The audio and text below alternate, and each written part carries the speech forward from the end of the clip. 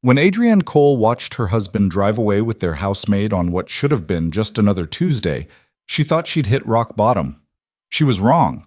Within 6 hours, she'd lose her home, her job, and every cent in her bank account. Standing in the rain outside the courthouse, divorce papers dissolving in a puddle at her feet, she had two choices: disappear into nothing or accept help from the sharp-eyed stranger watching her fall apart. She chose the stranger. She chose Matteo Valenti, and that choice changed everything. Stay with me until the end, hit that like button, and comment what city you're watching from so I can see how far Adrienne's story travels.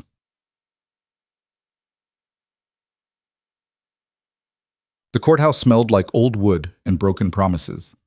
Adrienne Cole sat on the bench outside courtroom 3B, her nursing scrubs wrinkled from a double shift she'd worked before coming here. Her hands shook as she held the manila folder containing 7 years of marriage, now reduced to 18 pages of legal jargon.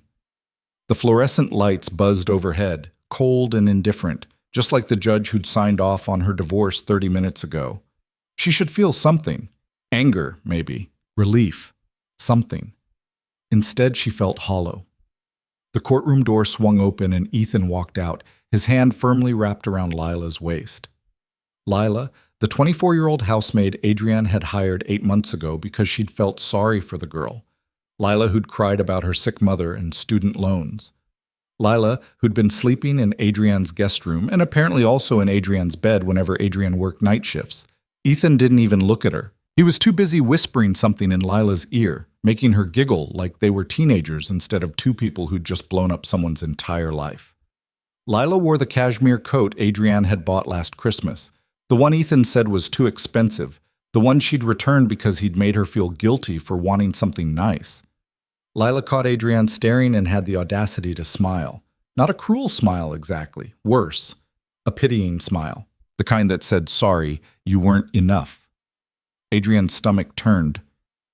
Adrienne, Ethan's voice. She'd once loved that voice, found comfort in it during her father's funeral, during the miscarriage that had nearly destroyed her 3 years ago. Now it just sounded tired, inconvenienced. "What?" Her voice came out flat. "The house keys." He held out his hand, palm up, like she was a valet. "The locks are being changed tomorrow, but I need them back now. And your garage remote. The house is in both our names." "Was," Ethan corrected. "Was in both our names. Check page 14 of the settlement. You signed it." She had. Her lawyer, the overpriced, underperforming lawyer she'd paid $3,000 she didn't have, had told her to sign. "Just sign it, Adrienne. You're not going to win this one. He's got better representation." Better representation. Better everything, apparently. "What about my things?" Adrienne asked. "My clothes, my books, my—" "Boxed up," Lila interrupted brightly, like she was being helpful. "I packed everything myself. It's all in the garage. You can pick it up tomorrow between 9 and noon. After that, we're donating whatever's left." I packed everything myself. This girl. This child who'd stolen her husband now had the nerve to pack up her life like she was doing her a favor. "Tomorrow I'm working," Adrienne said through clenched teeth. Ethan shrugged. "Then I guess you'll have to call in sick." "Not my problem anymore, Adrienne. You made your choices." "I made my—" She stopped, took a breath. "I worked 70-hour weeks to keep us afloat while you found yourself with 3 different failed businesses. I made my choices." "You were never home," Ethan said, and he actually sounded offended, like he believed it. "What was I supposed to do? Live like a monk while you prioritized everyone but me? I was keeping us from losing everything. You were avoiding me, avoiding us, avoiding dealing with the fact that our marriage was dead." He said it so calmly, so matter-of-factly, that for a second she almost believed him, almost believed this was somehow her fault for not noticing that her husband was sleeping with their housemaid. "We're done here." Ethan took the keys she didn't remember handing him. "Come on, baby. We've got dinner reservations." Baby. He'd called Lila baby. Adrienne watched them walk away, Ethan's hand sliding into Lila's back pocket like he owned her, like possession was love. They disappeared around the corner, and she heard Lila's laughter echo down the marble hallway, bright and carefree and so goddamn young. The folder slipped from Adrienne's hands. Papers scattered across the courthouse steps as she walked outside into the February cold. Rain had started falling, that miserable half-frozen Seattle drizzle that soaked through everything. She'd parked 3 blocks away because courthouse parking was $40, and she was trying to save money for a security deposit on whatever shoebox apartment would take someone with her newly destroyed credit score. Her phone buzzed. A text from the hospital. HR. Need to see you tomorrow, 8 a.m. Important. Great. Perfect. Because this day wasn't complete without whatever fresh hell that meant. The rain picked up. Within minutes, she was soaked through, her scrubs clinging to her skin, her hair plastered to her face. She looked down and saw the divorce papers dissolving in a puddle, Ethan's signature bleeding into nothing. 7 years. Gone. Just like that. Her knees buckled. She didn't fall. She wasn't giving this city the satisfaction, but she stopped walking, just stopped, right there on 4th Avenue, while the city moved around her, businessmen with umbrellas, teenagers laughing, a homeless man asking for change, everyone going somewhere, everyone mattering to someone. She didn't even have a somewhere to go. The apartment she'd been staying at belonged to her friend Rachel, who'd been patient, but whose patience had limits. You can crash here for a bit, but Marcus and I are trying to start a family, and we really need the space back. Translation: leave. Her mother was dead. Her father was dead. Her brother lived in Portland with a wife who'd made it clear Adrienne wasn't welcome after that one Thanksgiving when Adrienne had gotten drunk and told the truth about what a saint her brother actually wasn't. No home, no family, and tomorrow, probably no job, if that text meant what she thought it meant. Excuse me. The voice came from behind her, male, deep, controlled. She didn't turn around. Not interested, not buying anything, not joining anything. Not, you're standing in the middle of the sidewalk, in the rain, without a coat. Observant. She still didn't turn. Gold star for you. You're also shaking. She was. She hadn't noticed, but he was right. Her whole body was trembling, teeth chattering, hands numb. I'm fine, she lied. You're not. Something in his voice made her turn. Not kindness exactly, just certainty. Like he'd seen enough people who weren't fine to recognize the signs. The man standing behind her looked like he'd walked out of a different world. Expensive charcoal suit, perfectly tailored, dark hair, touched with gray at the temples, sharp jaw, sharper eyes, the kind of dark eyes that missed nothing. He held an umbrella, black and huge, and he wasn't offering to share it. He was just standing there, studying her like she was a puzzle. Do I know you? Adrienne asked. No. Then why are you talking to me? Because you look like you're about to do something stupid. She laughed. Actually laughed. This broken sound that hurt coming out. Too late. Already did. Married the wrong person. That's stupid enough for you? His expression didn't change. I was thinking more along the lines of walking into traffic. I'm not suicidal. Good. He tilted his head slightly. Just divorced? She glanced down at the soggy papers in the puddle. What gave it away? The look. He said it like that explained everything. What look? The one that says you've just realized the person you built your life around was never actually there. He stepped closer, finally angling the umbrella to cover both of them. You're not the first person to stand on this street looking like that. You won't be the last. Adrienne stared at him. You make a habit of bothering devastated women outside courthouses? No, he said simply. But my car is parked right there, and you're blocking the sidewalk. I could drive around you, or you could move, or... He paused. You could get out of the rain before you freeze to death and let me buy you coffee. I don't know you. Correct. You could be a serial killer. I could be. But serial killers usually have better timing than 4:30 on a Tuesday. He said it so deadpan she almost smiled. Coffee. 1 hour. Public place. You can leave whenever you want. Why? The question seemed to catch him off guard. His jaw tightened slightly, the only crack in that controlled facade. Because someone did it for me once, he said quietly. And I'm returning the favor. Adrienne looked at him, really looked at him. This stranger with his expensive suit and his careful eyes and his ridiculous offer. She should say no. She should walk away. She should do literally anything except get in a car with a man she didn't know. But here's the thing about rock bottom. It makes you reckless. 1 hour, she heard herself say, and I'm buying my own coffee. Fair enough. His car was a black Mercedes, sleek and spotless, the kind of car that cost more than she'd made in 3 years of nursing. He opened the passenger door without a word, and she slid in, immediately ruining his leather seats with her soaked scrubs. Sorry, she muttered. It's a car. It'll dry. He started the engine and warm air flooded the interior. There's a cafe 3 blocks from here, quiet. Good coffee. No one will bother you. You seem very certain of that. I own it. Of course he did.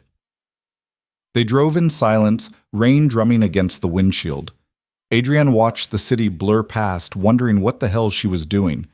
This was insane. This was dangerous. This was Matteo Valenti, the man said, breaking the silence. He didn't offer his hand, just his name, since you're probably wondering. Adrienne Cole, she hesitated. Well, still Cole for now, legally, for another 30 days. And after 30 days? Hell if I know. Maybe I'll go back to my maiden name. Maybe I'll pick something completely random. Smith, Jones, something forgettable. You don't strike me as forgettable. She turned to look at him. He kept his eyes on the road, expression unreadable. You don't know me, she said. No, he agreed, but I know that look. The one you're wearing, I wore it myself once. What look? Like you're trying to decide if you're angry or relieved. Adrienne's throat tightened. Both, she whispered. I'm both. He nodded, like that made perfect sense. The cafe was small and tucked between 2 larger buildings, easy to miss if you didn't know it was there. Inside it was warm and smelled like espresso and vanilla. Only 3 other customers, all absorbed in their laptops. A young barista looked up when they entered, started to smile at Matteo, then caught the expression on his face and immediately looked away. What do you want? Matteo asked. Drip coffee, black. You sure? They make a good latte here. I'm sure. He ordered 2 black coffees, paid, and led her to a corner table by the window. Adrienne sat, still shivering despite the warmth, and watched him settle across from her. He moved with this economy of motion, nothing wasted, like someone used to being watched. You're staring, he said, without looking up from his coffee.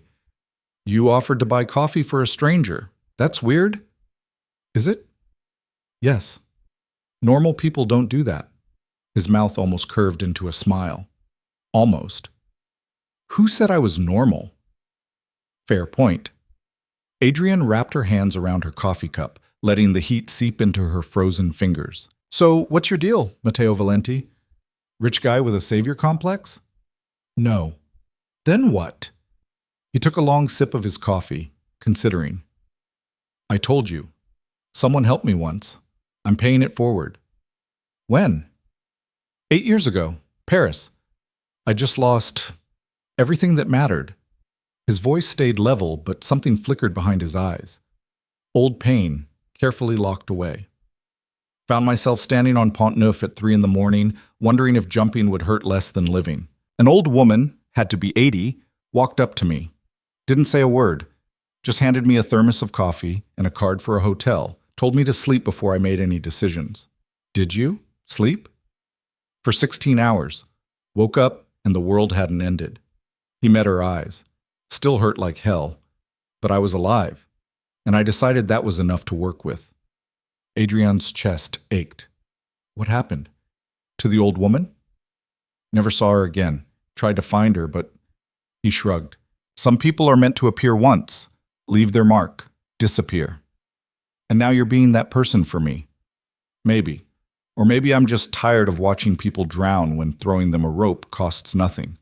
He leaned back in his chair. Tell me what happened, if you want. She shouldn't. She didn't know this man. But something about the way he said it, no judgment, no expectations, just an offer, made her talk. So she did.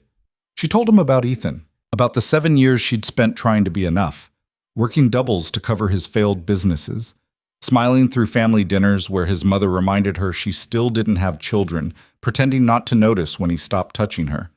About Lila, who'd seemed so sweet, so grateful for the job. about coming home early from a shift last month and finding them in her bed. He cried, Adrienne said, staring at her coffee. Ethan, when I found them, he cried and said it was a mistake, said it meant nothing, begged me not to leave. She laughed bitterly. Guess it meant something after all, since he married her. Mateo's expression darkened. He what? They're getting married, tomorrow actually, some restaurant in Belltown.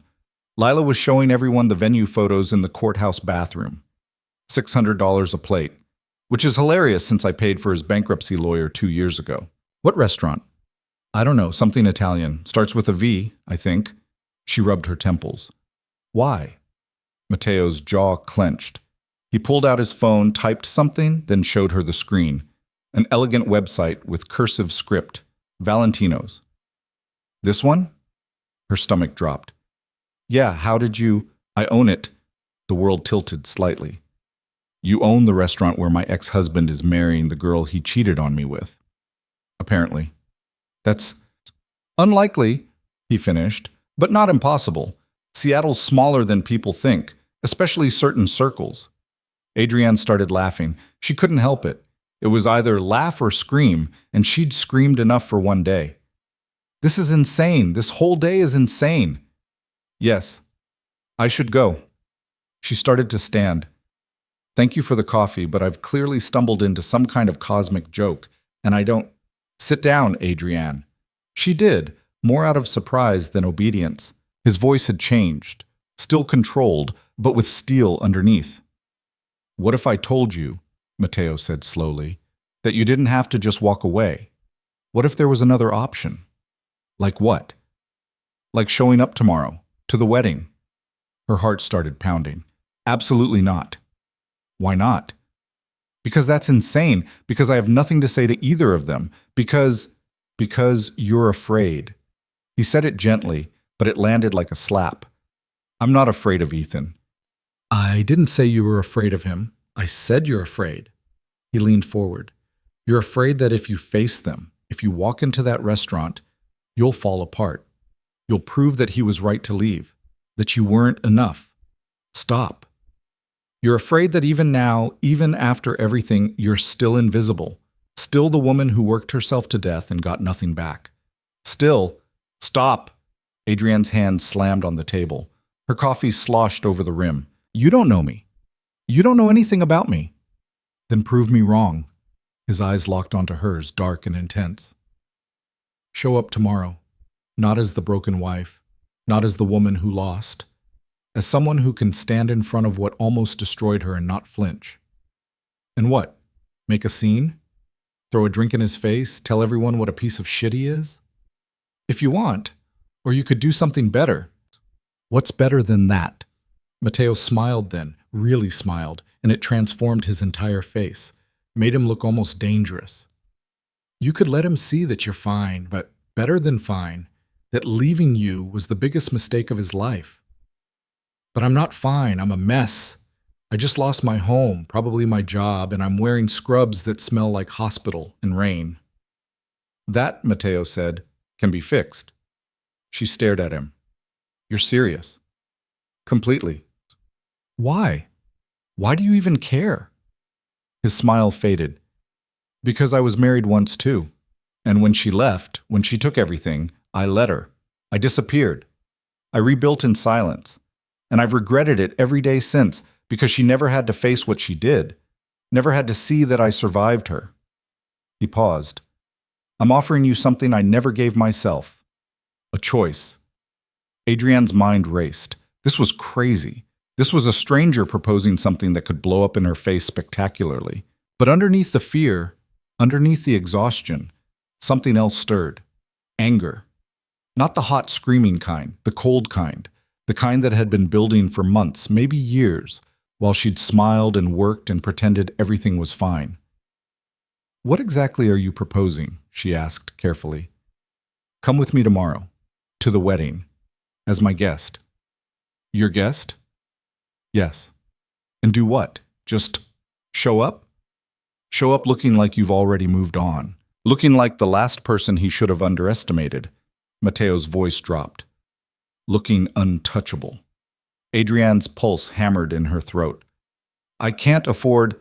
You're not paying for anything. This is my offer, my investment, if you want to call it that. Investment in what? In watching an unfaithful husband realize he's made a catastrophic error in judgment. He shrugged. Call it entertainment. Call it karma. Call it whatever you want. But if you say yes, I guarantee you'll walk out of that restaurant tomorrow with your head high. It was insane. It was also the first thing that had made sense all day. One condition, Adrienne said. Name it. If I do this, if I walk in there tomorrow, you tell me the real reason you're helping me. Not the paying it forward story. The real reason. Mateo was quiet for a long moment. Then, the woman I married? She didn't just leave. She destroyed me. Took our company, our reputation, turned everyone we knew against me. And she did it all while sleeping with my business partner.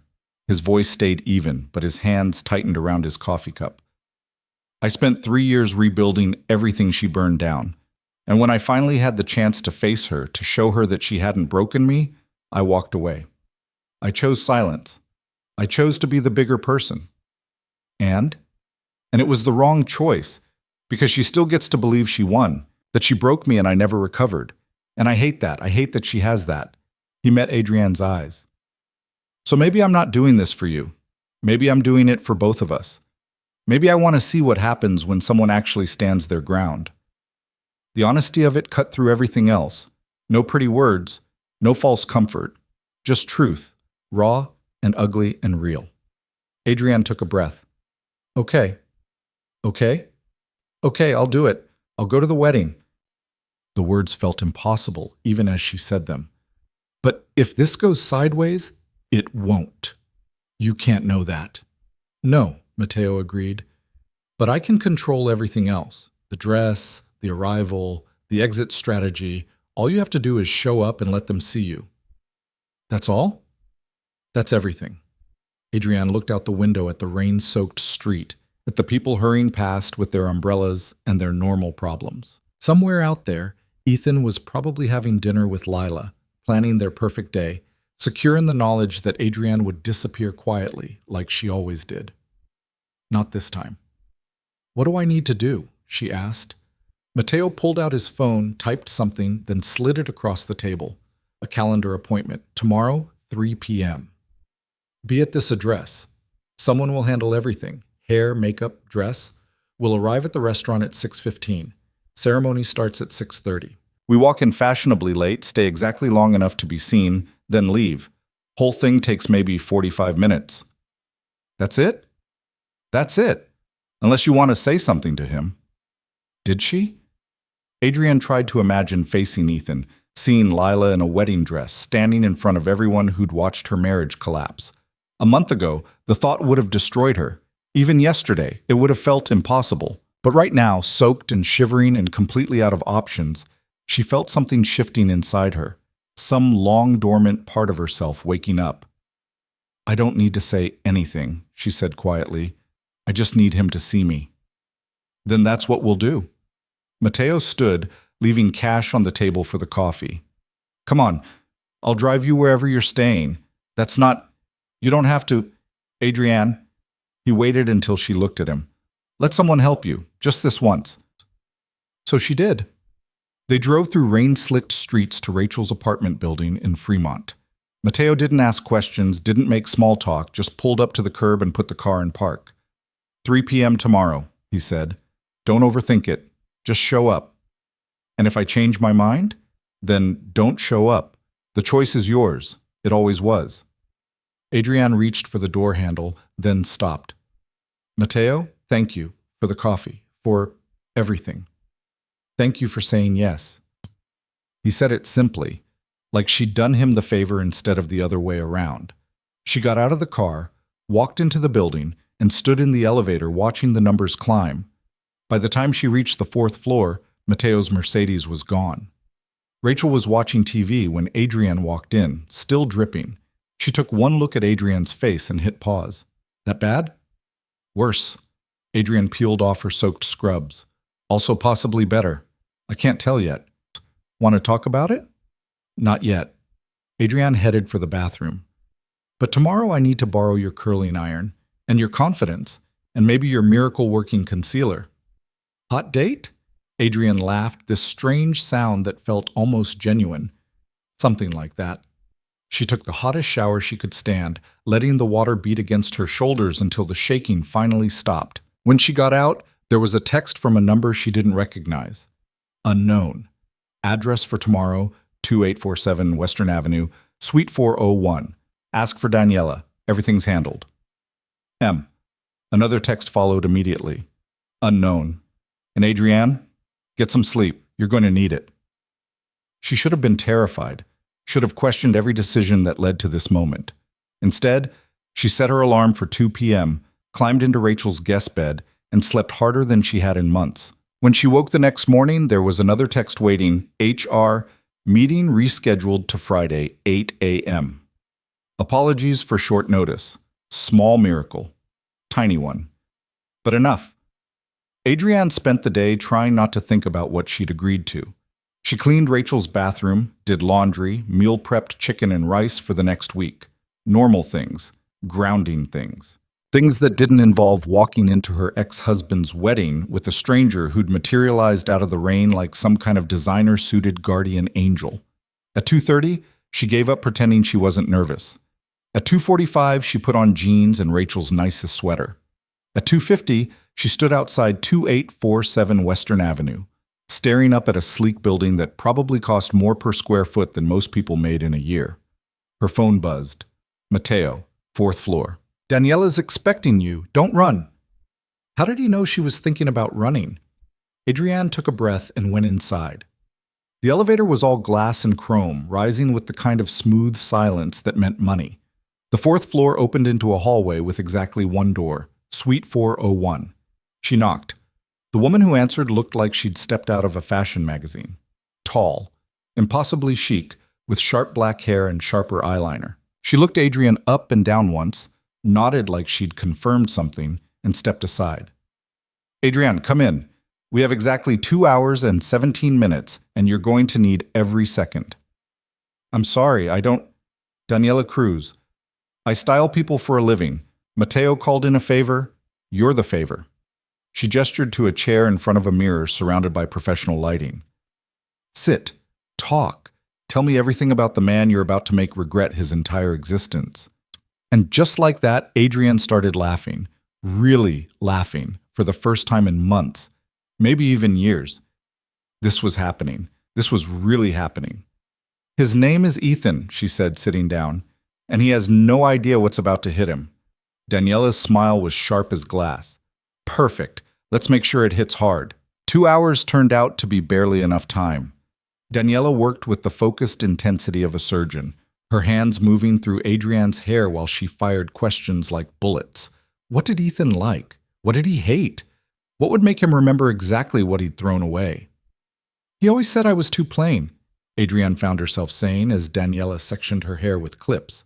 Too practical. Said I never made an effort. Translation, he wanted you small. Daniela's reflection met hers in the mirror. Men like that need their women diminished. Makes them feel bigger. She picked up a curling iron. We're going to make you impossible to diminish. The transformation happened in stages. First the hair. Daniela didn't just curl it. She sculpted it into something that looked effortless, but probably cost $300 in a salon. Loose waves that caught the light, framing Adrienne's face in a way that made her cheekbones look sharp enough to cut. Then the makeup. Daniela's assistant appeared, a quiet girl named Mia, who treated Adrienne's face like a canvas, foundation that evened out the exhaustion, concealer that erased the evidence of crying herself to sleep for 3 weeks straight, eyeshadow in shades of bronze and gold that made her green eyes look almost startling. Don't touch your face, Mia warned as she applied lipstick. This stuff costs more than my rent, and it's specifically designed to survive everything short of a nuclear explosion. What about a nervous breakdown? Mia smiled. Tested for that too. At 4:30, Daniela disappeared into a back room and returned with a garment bag. She unzipped it with theatrical slowness, and Adrienne's breath caught. The dress was midnight blue, almost black in certain light. Simple cut? Nothing flashy, just clean lines that somehow made it more devastating. The kind of dress that didn't scream for attention because it didn't have to. I can't afford this, Adrian said immediately. You're not buying it. Matteo is. Daniela held it up. And before you get all proud and stubborn, consider this. Rich men spend money on cars and watches and other pointless shit all the time. Let him spend it on something useful, like revenge. This isn't revenge. Isn't it? Daniela's eyebrow arched. Then what is it? Adrienne didn't have an answer for that. The dress fit like it had been made for her body specifically. Daniela had somehow known her exact measurements, which was either impressive or mildly terrifying. It hugged in all the right places without being obvious about it, ended just above her knees, made her legs look longer than they actually were. Shoes, Daniela announced, producing a box. Black heels, simple and elegant, 4 inches that Adrienne hadn't worn since her own wedding. I'm going to fall. You're not. I checked your Instagram. You used to wear heels all the time. That was 7 years ago. It's like riding a bike, except the bike costs $1,200 and will make your ex-husband's new wife look like she shops at a clearance rack. Daniela knelt, helping Adrienne into the shoes. How do they feel? Adrienne took a few experimental steps. Her ankles wobbled for a second, then remembered what to do. Like I'm about to do something either incredibly brave or incredibly stupid. Best decisions always feel like both. By 5:45, Adrienne didn't recognize herself. The woman in the mirror looked confident, put together, like someone who'd never stood sobbing in the rain outside a courthouse, like someone who belonged in expensive restaurants with men who drove Mercedes and owned half of Seattle. One last thing, Daniela said, fastening a delicate silver bracelet around Adrienne's wrist. From Matteo. He said to tell you it belonged to his mother. You're borrowing it, not keeping it, so don't lose it or he'll have both our heads. The bracelet was simple but clearly old, worn smooth by decades of wear. Adrienne touched it gently, feeling the weight of someone else's history. Why would he? Because it makes you look like you belong to something bigger than your small-town ex-husband's tiny world. That's the game, Adrienne. You're not just showing up. You're showing up looking like you've already moved on to something he could never touch. Daniela stepped back, examining her work. And honey, you look untouchable. A knock at the door made Adrienne's heart jump. Daniela checked her phone. Right on time. That'll be your ride. She walked over, opened the door, and stepped aside. Matteo stood in the hallway looking like he'd walked straight out of a different tax bracket. Dark suit, perfectly fitted. White shirt, no tie. Hair styled just enough to look like he hadn't tried. He took one look at Adrienne and went completely still. Say something, Daniela prompted. You look... Matteo seemed to be searching for words, which was apparently unusual enough that Daniela smiled. You look ready. That's it? That's all you've got? Daniela shook her head. Men. I work miracles and get you look ready. You did good work, Matteo said, still looking at Adrienne, as always. Something passed between them, some shared understanding that Adrienne wasn't part of. Then Daniela clapped her hands together. Out, both of you. I have a client in 20 minutes who thinks she can wear yellow, and I need to prepare myself emotionally for that conversation. She handed Adrienne a small clutch that matched the dress. Phone, lipstick, breath mints. Everything else you need is already in there. Thank you, Adrienne managed. Don't thank me. Just walk in there like you own the place. And if you see that ex of yours, don't say a word. Make him come to you. Make him work for even a second of your attention. Daniela's smile turned sharp. Trust me, it'll kill him. The elevator ride down was silent. Adrienne could feel Matteo watching her, but she kept her eyes on the descending numbers. 4, 3, 2, 1. Ground floor. The Mercedes was waiting at the curb, passenger door already open. Matteo gestured for her to get in, and she did, careful with the dress, hyper-aware of every movement. He slid into the driver's seat and pulled into traffic without a word. You nervous? He asked after 3 blocks. Terrified. Good. Use it. Adrienne looked at him. How exactly do I use terror? Channel it, turn it into something else. Anger, determination, ice. He switched lanes smoothly. People think confidence is the absence of fear. It's not. It's being afraid and moving forward anyway. You sound like a self-help book. I sound like someone who's been exactly where you are. His jaw tightened slightly. The night I told you about, Paris. When I stood on that bridge, I wasn't just afraid. I was completely certain I'd lost everything that mattered, that there was no coming back from it. But you did come back. Eventually. Took 3 years, 2 failed businesses, and more therapy than I care to admit. But yeah, I came back. He glanced at her. You will too. This is just the first step. They pulled up to Valentino's at 6:17. The restaurant occupied the ground floor of a converted warehouse in Belltown, all exposed brick and industrial windows. Even from outside, Adrienne could see the glow of candlelight, the sparkle of champagne glasses, the movement of people who belonged in places like this. Her stomach turned over. I can't do this. Yes, you can. Matteo, look at me. He waited until she did. You've already survived the worst part. The betrayal, the divorce, the loss. This is just theater, and you're going to walk in there and give the performance of your life. And if I freeze, then I'll handle it. That's why I'm here. He got out, walked around to her door, and offered his hand. Ready? No, not even close. But Adrienne took his hand anyway and let him pull her to her feet. The heels made her eye level with his shoulder. She wobbled slightly, and his hand moved to her waist, steadying her. Breathe, he said quietly. She did. Once. Twice. 3 times. Okay, she whispered. Okay. They walked toward the entrance, Matteo's hand still at the small of her back. The doorman, a young guy in a crisp uniform, saw Matteo and immediately straightened. Mr. Valenti, good evening, sir. Evening, Marcus. We're here for the Cole wedding. Marcus checked his tablet, frowned slightly. I don't see you on the list, sir. I don't need to be on the list, Marcus. I own the building. Of course, my apologies. Marcus opened the door, holding it wide. Enjoy your evening. Inside, the restaurant was even more beautiful. Candlelight everywhere, flowers dripping from every surface, a string quartet playing something classical and expensive sounding in the corner. At least 80 people milled around with champagne flutes, dressed in cocktail attire that probably cost more than Adrienne's nursing salary. And there, in the center of it all, stood Ethan and Lila. Lila wore white, of course she did, a lacy dress that made her look even younger than 24. She was laughing at something, her hand on Ethan's chest, completely unaware that anything in her perfect world was about to shift.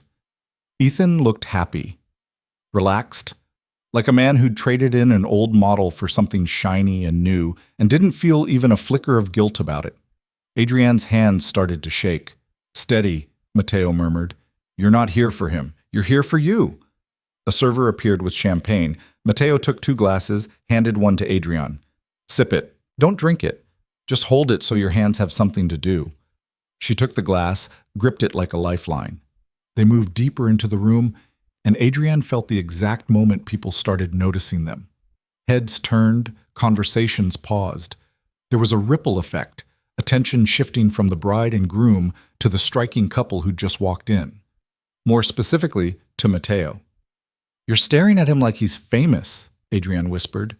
In certain circles, I am. Matteo's voice stayed neutral. I prefer it that way. Keeps people honest. What do you do, actually? I invest in things. Sometimes they work out, often they don't. When they do, I make money. When they don't, I make enemies. He guided her toward the edge of the room, away from the crowd. But that's boring. Let's talk about you. Me. You. What do you want out of tonight, really? Adrienne thought about it. What did she want? To scream at Ethan? To tell everyone what he'd done? To make Lila cry the way Adrienne had cried? No. I want him to see me, she said slowly, and I want him to realize I'm fine without him. Better, even. Then that's what we'll do. Matteo's eyes scanned the room. He's looking this way. Don't look back. Not yet. Let him wonder. It was agony, not turning. Adrienne felt Ethan's gaze like a physical weight, but she forced herself to focus on Matteo, on the champagne glass in her hand, on anything except the burning need to see Ethan's reaction. How do you know he's looking? She asked. Because every man in this room is looking. At you. And the ones who aren't are looking at me, trying to figure out who I am and why I'm here. Matteo's mouth curved slightly. Your ex-husband is currently having what looks like an interesting conversation with his bride. She keeps glancing over here. He keeps telling her something. She doesn't look happy about it. Good. There she is. Mateo's voice held approval. There's the woman who agreed to do this. A hand touched Adrian's shoulder, and she nearly jumped out of her skin. She turned to find a woman she vaguely recognized. One of Ethan's cousins, maybe? Ashley? Amanda? Adrian? The woman's eyes were wide. Oh my God, it is you. I didn't recognize you at first. Wow, you look amazing. Thank you, Adrian managed. I didn't know you were coming. Ethan didn't mention. The woman's gaze slid to Mateo, and her whole demeanor changed, straightened, smiled wider. Hi, I'm Amber, Ethan's cousin, Mateo Valenti. He shook her hand politely, nothing more. Are you two? Amber's eyes bounced between them, hungry for gossip. Together? Yes. Mateo said it so smoothly, so casually, that for a second even Adrienne almost believed it. Adrienne's told me so much about the family. Good to finally put faces to names. Amber looked like she'd just won the lottery. I have to tell everyone, not in a gossipy way, just, oh, this is so unexpected, in a good way. Ethan will be so surprised. She hurried off before either of them could respond. Well, Adrienne said weakly, that happened fast. It always does. Give it 3 minutes and everyone here will know you showed up with someone. Mateo checked his watch. 2 minutes until they're supposed to start the ceremony. Want to sit? Or, Adrienne, Ethan's voice right behind her. Adrienne turned slowly, channeling every ounce of Daniela's advice. Don't rush, don't react, make him come to you. Ethan stood 3 feet away, Lila attached to his arm like a barnacle. Up close, he looked older than Adrienne remembered, tired around the eyes. Or maybe that was just wishful thinking. Ethan, she said calmly. Congratulations. He blinked, clearly thrown by her tone. I didn't know you were coming. Last-minute decision. You look... He seemed to realize Lila was watching and course-corrected. Different. You look different. Do I?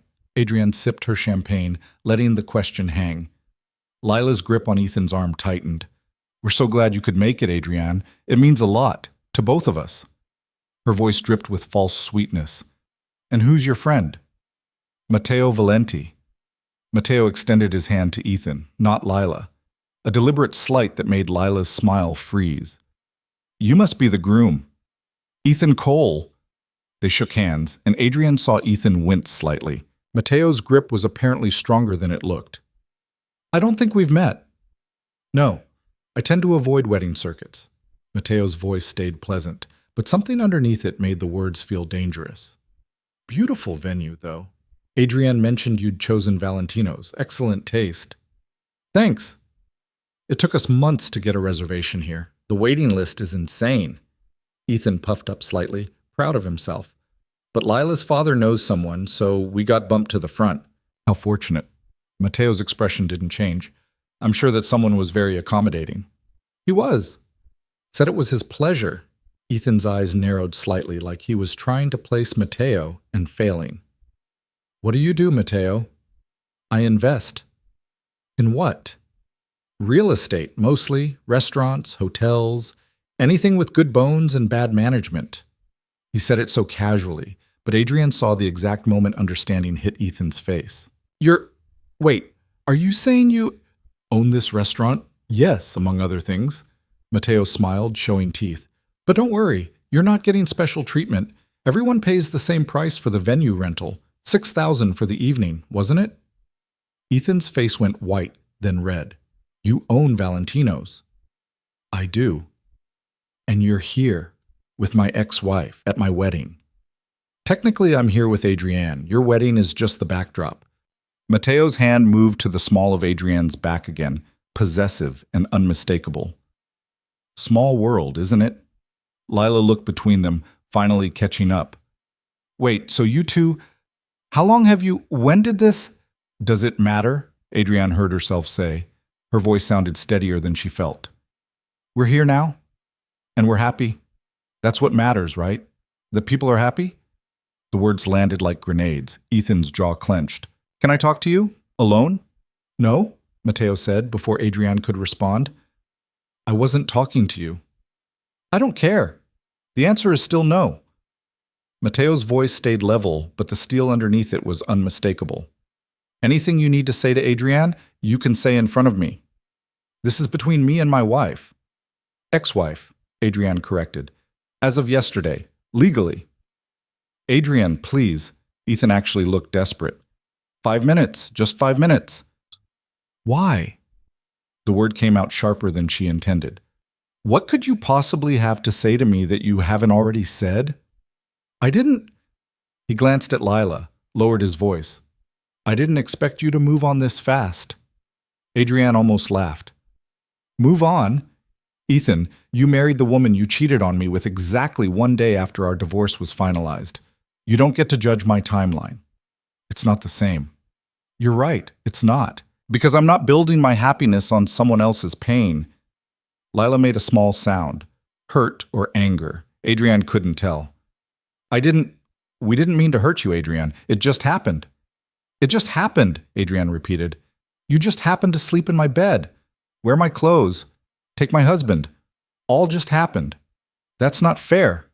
Fair? Now Adrienne did laugh. You want to talk about fair? You want to talk about coming home early from a 16-hour shift and finding my husband in bed with the girl I hired because I felt sorry for her? That fair? People were staring now. The whole room had gone quiet, the string quartet trailing off mid-song. Matteo's hand pressed gently against Adrienne's back. A warning. A reminder. She took a breath, forced the anger back down. Enjoy your wedding, she said quietly. I hope it lasts longer than mine did. She turned to walk away, and Ethan grabbed her arm. Don't touch her. Matteo's voice cut through the silence like a blade. Ethan's hand dropped immediately. I need to understand. Who is this guy, Adrienne? Really? Did you even know him when we were together? No? Then how does it matter? Adrienne met his eyes. Would it change anything? Would it give you back the moral high ground you're so desperately trying to claim? I never wanted to hurt you. But you did. And you know what? I'm grateful. Because if you hadn't, I'd still be married to someone who was never really there. I'd still be working myself to death for someone who didn't even see me. She smiled, and it felt almost genuine. So thank you, Ethan, for being exactly who you are. It made leaving so much easier. She walked away before he could respond, Matteo matching her pace. They made it to the restaurant's outdoor terrace, empty except for a few smokers, before her legs started shaking. I need to sit.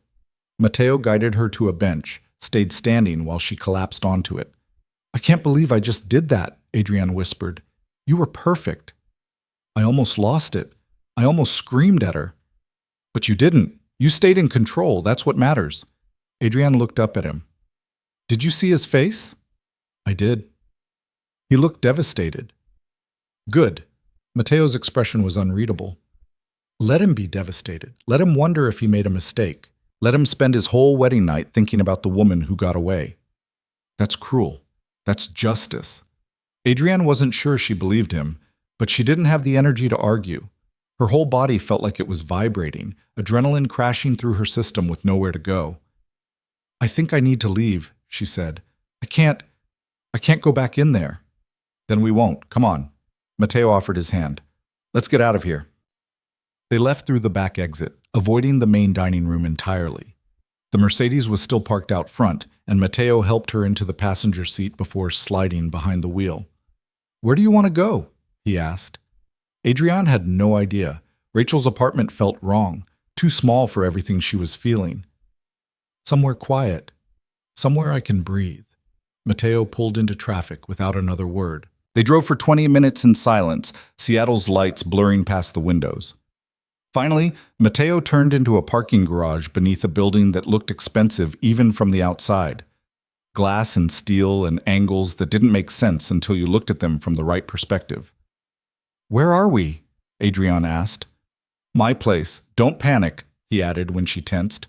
Penthouse has a balcony with a view of the Sound. Figured you could use some air that isn't recycled through a restaurant's HVAC system.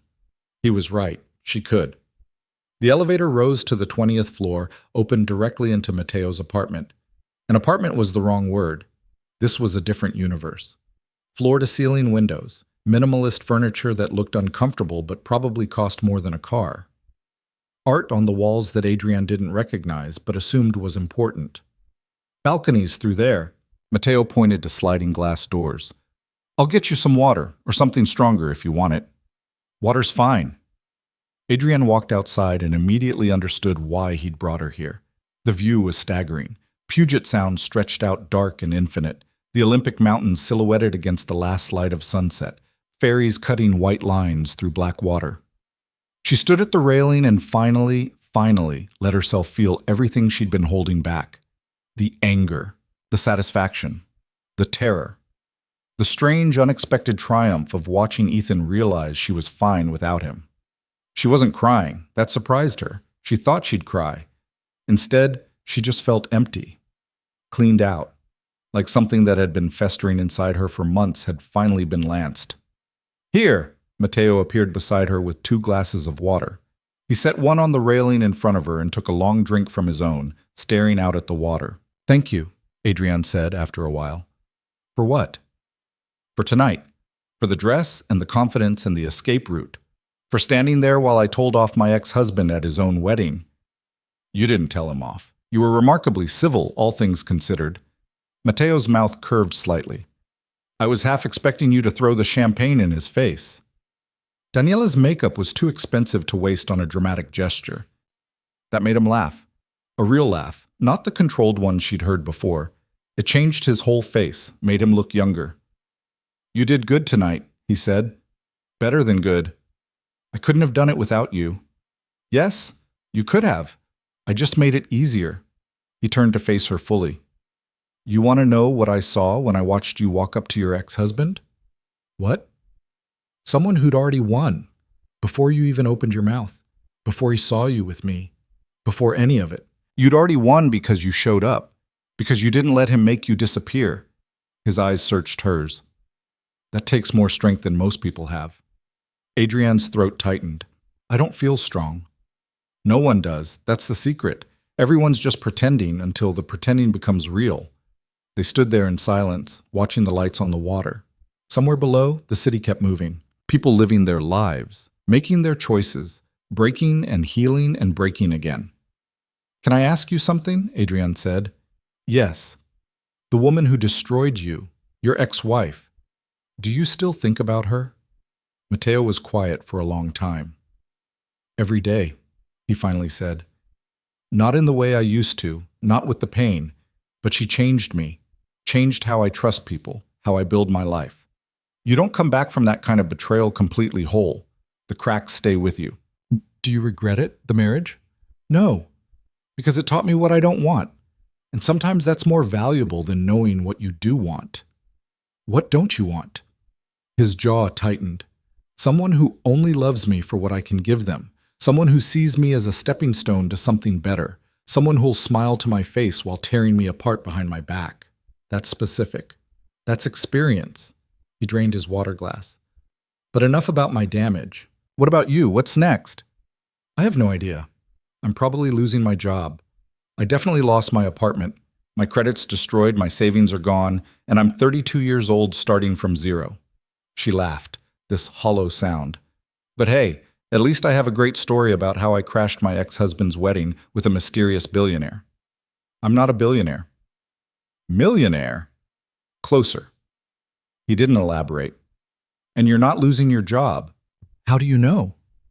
Because I made some calls this afternoon. You're a good nurse, Adrian, one of the best in your unit. The only reason you're being called into HR is because hospital administration wants to offer you a promotion. Night shift supervisor. More money, better hours, your own office. Adrian stared at him. You what? I have friends. They made some inquiries.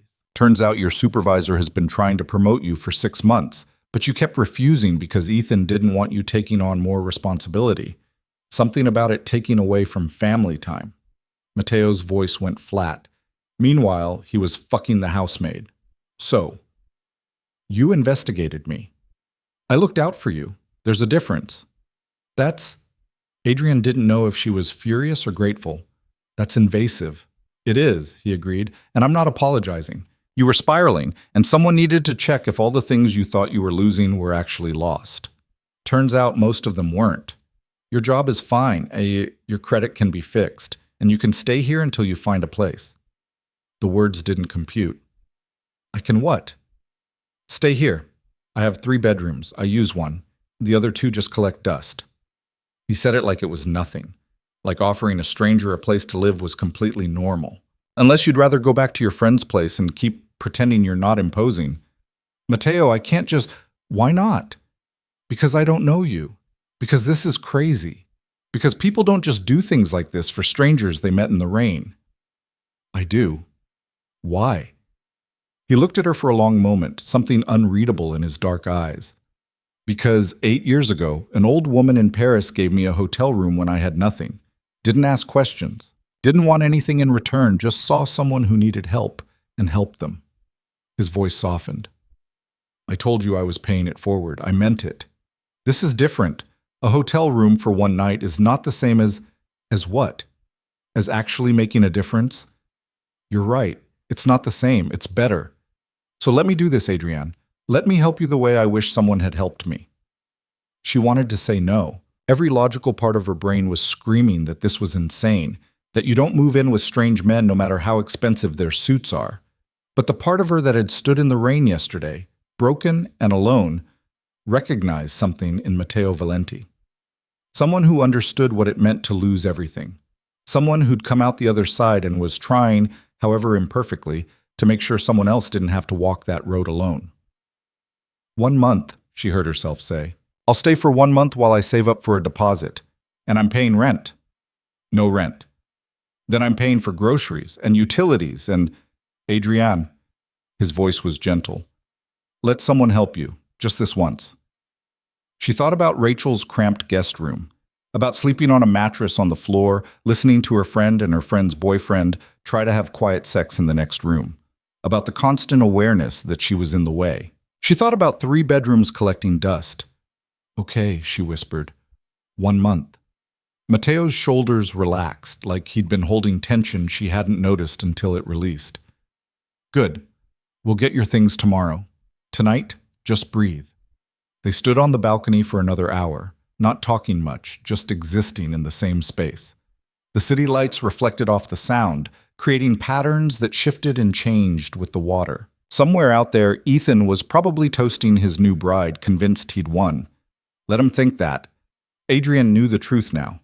The only person who'd ever had the power to make her disappear was herself. And she was done disappearing. Moving into Mateo's penthouse felt surreal in a way that Adrienne couldn't quite articulate. She'd expected awkwardness, that terrible forced politeness that comes from living with someone you barely know. Instead, she got silence, the comfortable kind where 2 people occupied the same space without feeling the need to fill every moment with conversation. Mateo left for work before sunrise most mornings. Adrienne would wake to find coffee already made, a note on the counter with the Wi-Fi password, or instructions for the building's gym. He'd return around 7, usually with takeout from whatever restaurant he'd been checking on that day, and they'd eat together on the balcony if the weather held. They didn't talk about deep things, mostly surface level. How was work? Did you see the news? This dumpling place on Capitol Hill has the best soup. Safe topics, careful ones. But 3 weeks in, something shifted. Adrienne had just gotten home from her first week as night shift supervisor. Mateo had been right about the promotion, which still annoyed her, when she found him sitting in the dark living room staring at his phone with an expression she'd never seen before. Devastation, poorly hidden. Mateo? He looked up, and for a second she saw past the control, saw something raw and bleeding underneath. Sorry, he said, voice rough. Didn't hear you come in. What happened? Nothing. Just work stuff. He set his phone down too carefully, like it might explode. How was your shift? Don't do that. Don't deflect. Adrienne dropped her bag by the door. What's wrong? For a long moment she thought he wouldn't answer. Then he stood, walked to the bar cart, and poured 2 glasses of whiskey without asking if she wanted one. My ex-wife is getting remarried, he said flatly. To my former business partner, the one she was sleeping with when we were still married. He handed her a glass. They're having it at the Pierre in New York. 500 guests. She sent me an invitation. Adrienne took the whiskey, processing. She invited you to her wedding. Apparently she wants to clear the air, show that there's no hard feelings, that we've all moved on like adults. His laugh was bitter. Meanwhile, she's marrying the man who helped her steal my company and torch my reputation, and I'm supposed to smile and send a gift. That's... Adrienne couldn't find a word big enough. That's fucked up. That's Vivian. He drained half his glass in one swallow. She always did have a talent for making cruelty look like kindness. They sat down, Adrienne on the couch, Matteo in the chair across from her. The whiskey burned going down, but it was a good burn. Grounding. Are you going to go? She asked. No, obviously not. Why not? He looked at her like she'd lost her mind. Why would I go to my ex-wife's wedding? Same reason I went to Ethan's. To prove you're fine. To show her she didn't break you. I don't need to prove anything to Vivian. Don't you? Adrienne leaned forward. You said you regretted walking away. That you wished you'd faced her. This is your chance. It's not the same. How is it not the same? Matteo's jaw clenched. Because your ex-husband is a small-time asshole who cheated on you with a housemaid. Painful, yes. Devastating, absolutely. But ultimately forgettable. Vivian is different. She's connected, powerful. She didn't just leave me. She made sure everyone we knew believed I was the problem. That I was controlling, paranoid, emotionally abusive. She turned my own friends against me. My business contacts. Even my family believed her version of events for a while. Then go and prove them all wrong. By showing up alone to watch her marry the man she left me for? That doesn't prove anything except that I'm pathetic. Not alone, Adrienne heard herself say. With me. The words hung between them. Matteo stared at her. What? Take me with you. Like you took me to Ethan's wedding, except this time it's my turn to stand there while you face the person who tried to destroy you. Her heart was racing, but the idea felt right, felt fair. You gave me closure. Let me return the favor. Adrienne, you don't understand what you're offering. Vivian's world is different. These people, they're not like Ethan and his friends. They're sharks. They'll tear you apart just for sport. Let them try. She said it with more confidence than she felt. You said it yourself 3 weeks ago. Sometimes you have to face what almost destroyed you and not flinch, so don't flinch. We'll walk in there together, let her see that you're not just fine, you're thriving, and then we'll leave. It's in 2 weeks. In New York. I have vacation time. You just started your new position. And I haven't taken a day off in 3 years. I think they'll survive. Adrienne met his eyes. Unless you don't want me there, which is fine. I get it. This is different than, I want you there. The words came out fast, almost involuntary. Matteo looked surprised he'd said them. I just don't want to drag you into my mess. You didn't drag me anywhere. I'm offering. She finished her whiskey, set the glass down with a decisive click.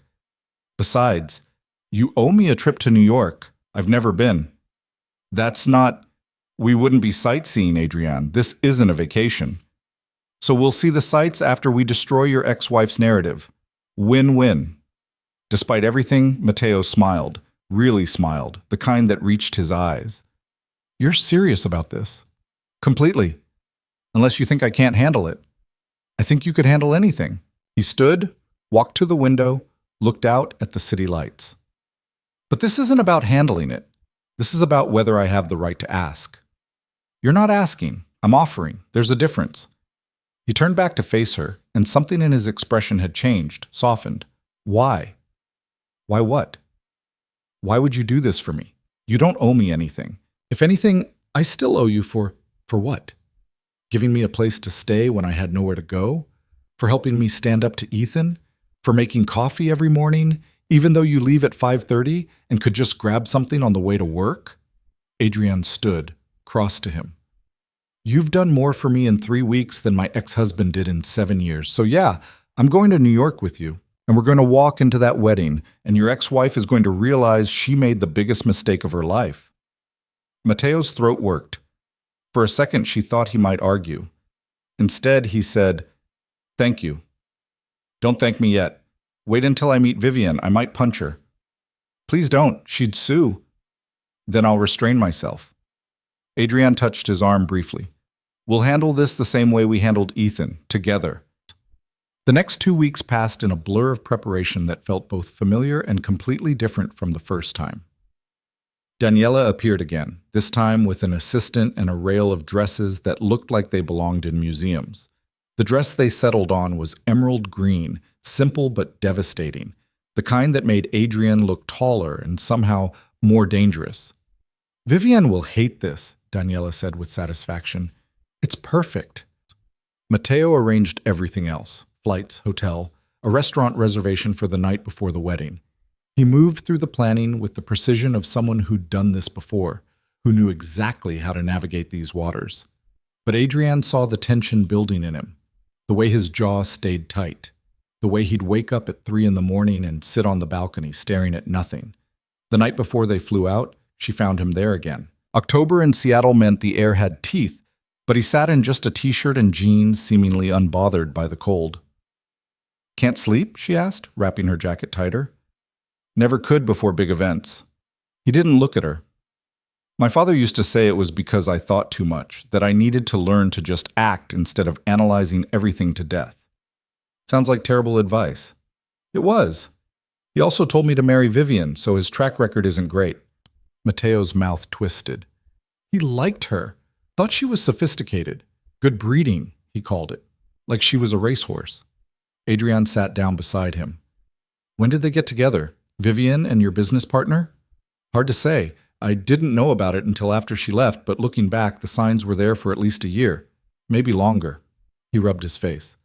Marcus, that was his name, my partner. He'd always been around, part of the furniture. I trusted him completely. Told him things I didn't tell anyone else. About the business, about my marriage, about everything. And he used it against you. All of it. Every insecurity I'd ever shared, every doubt, every fear. Vivian knew exactly what to say to everyone because Marcus had given her the ammunition. His voice went flat. The worst part was that I never saw it coming. I actually thought our marriage was solid. Not perfect, but solid. We had problems, sure. Everyone does. But I thought we were working on them. What kind of problems? Matteo was quiet for a long time. She wanted me to be different, more social, more willing to play the game, attend the right parties, know the right people. I built the business because I was good at seeing opportunities and taking calculated risks. But that wasn't enough for her. She wanted someone who could network, schmooze, make deals over golf and cocktails. He laughed without humor. I hate golf. Can't stand cocktail parties. I'd rather look at spreadsheets than make small talk.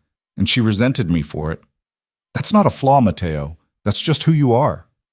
Try telling her that. According to Vivian, I was holding her back, keeping her from the life she deserved, so she found someone who could give her that life. And she took half of mine in the process.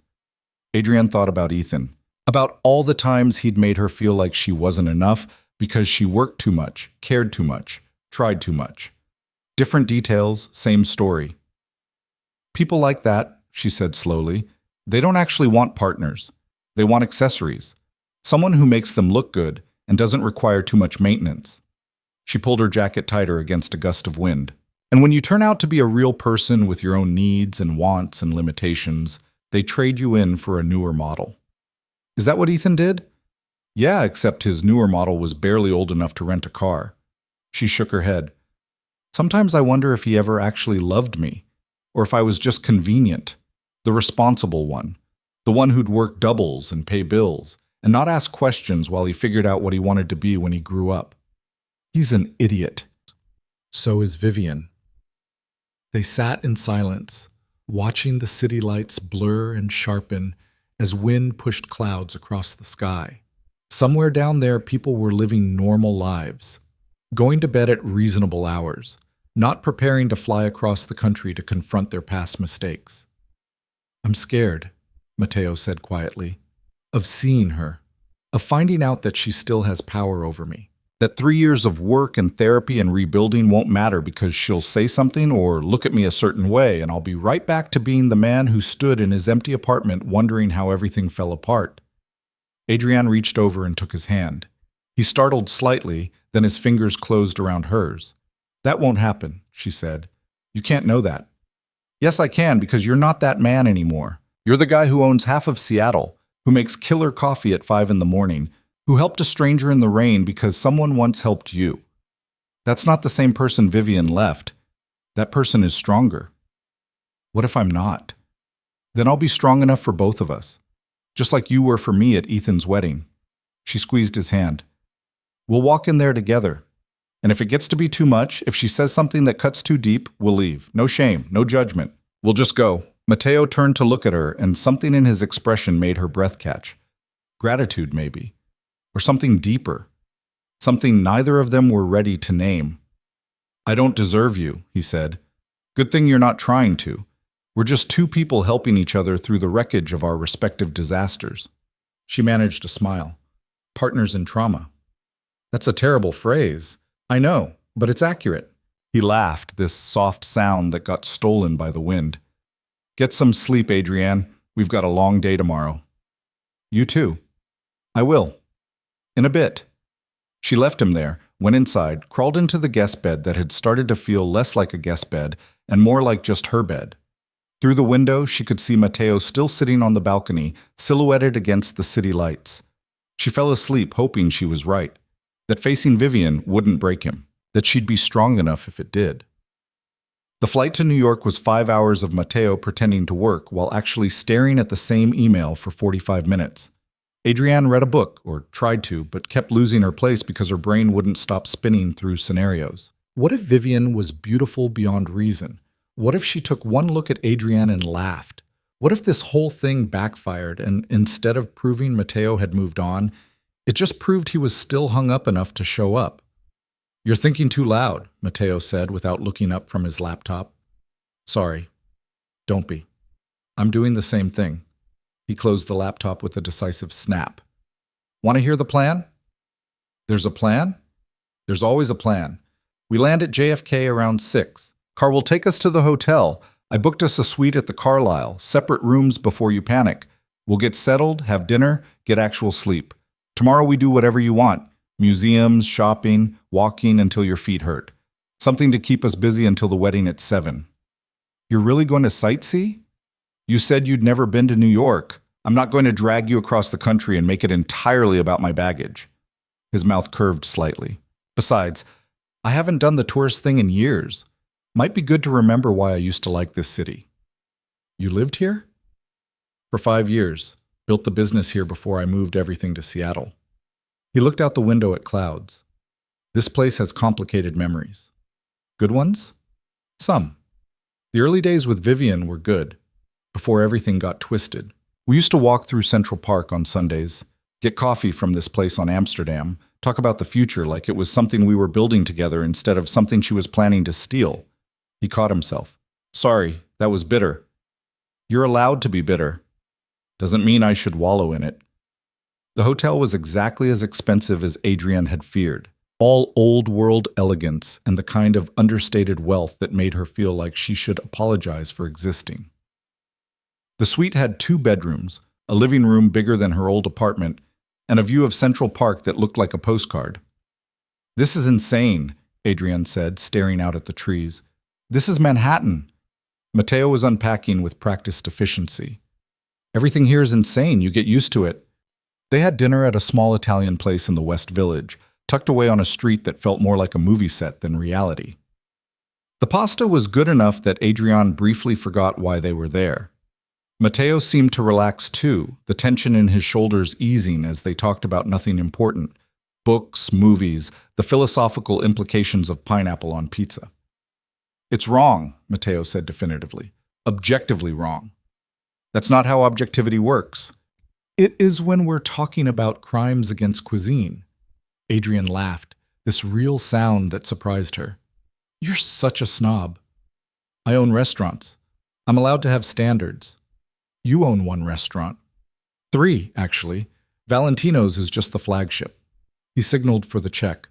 There's 1 in Portland and 1 in Vancouver. Small places. Nothing fancy. Nothing fancy except Michelin star chefs and $600 a plate weddings. Valentino's doesn't have a Michelin star. Yet, He smiled at that, something pleased and almost shy. Yet, they walked back to the hotel through streets that hummed with energy even at 10 p.m. New York felt alive in a way Seattle never quite managed. Louder, faster, more aggressive. Adrian understood why Mateo had left. The next day, they did exactly what he'd promised.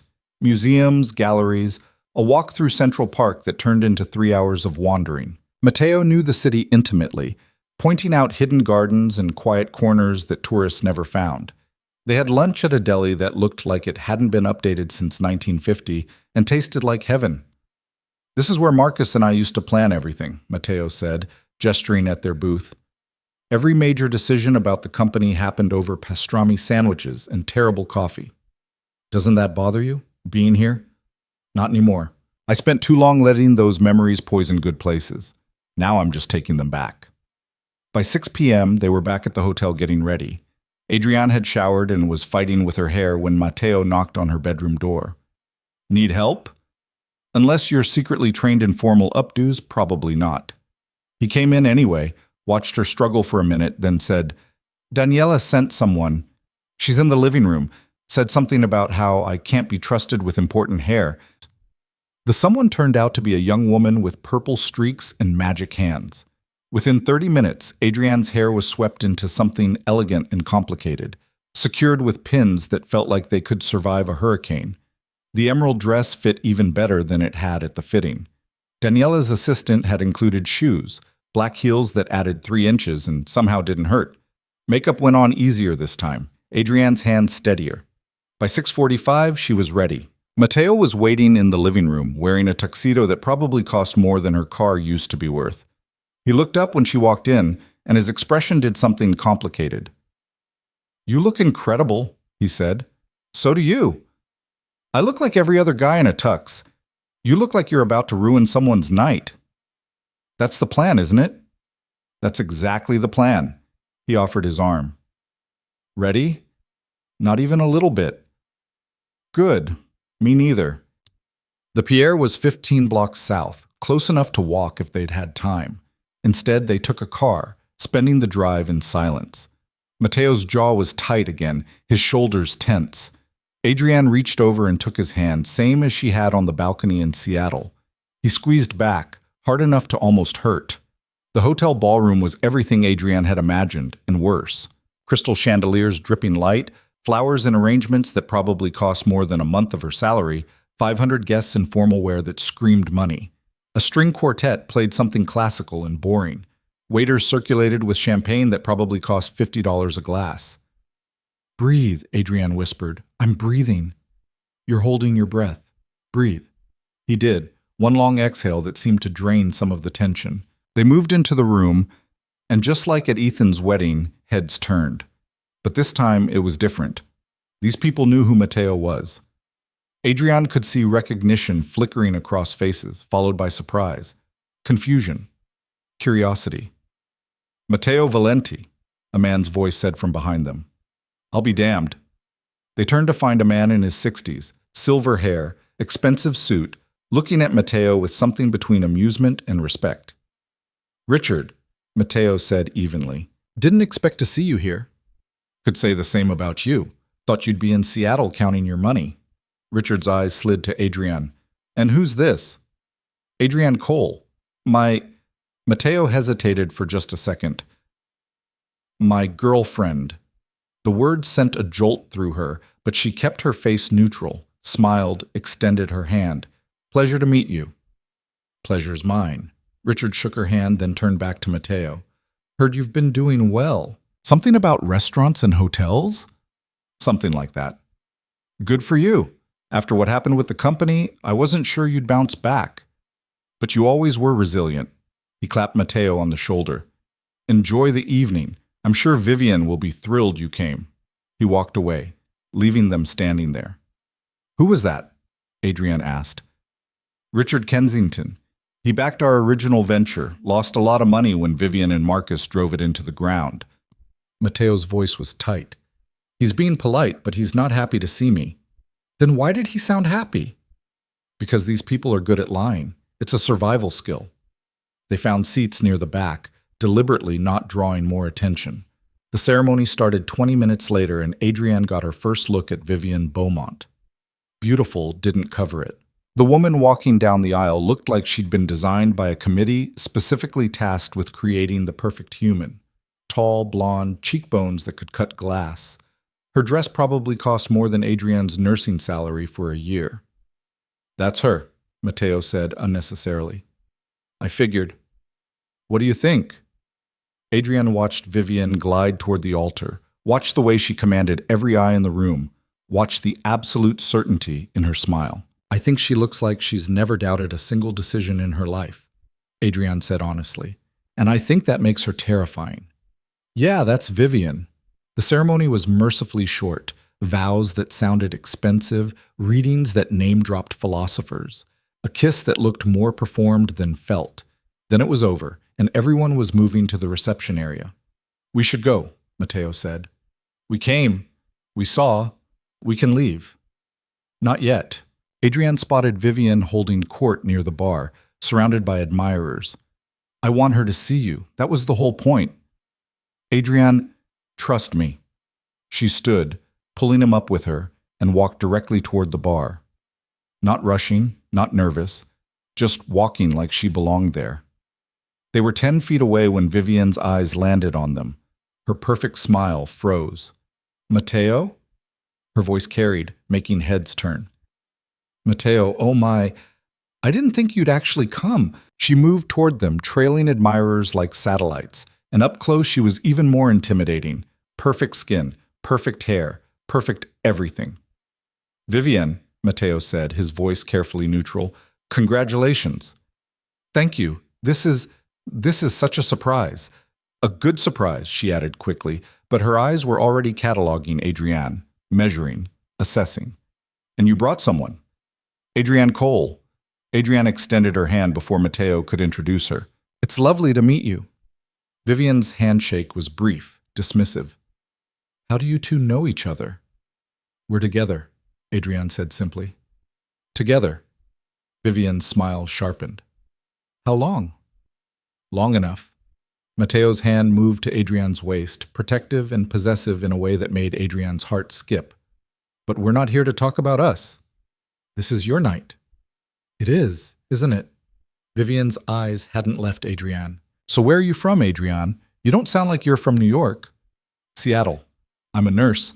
Night shift supervisor at Harbor Medical." The disdain in Vivienne's expression was subtle but unmistakable. How noble.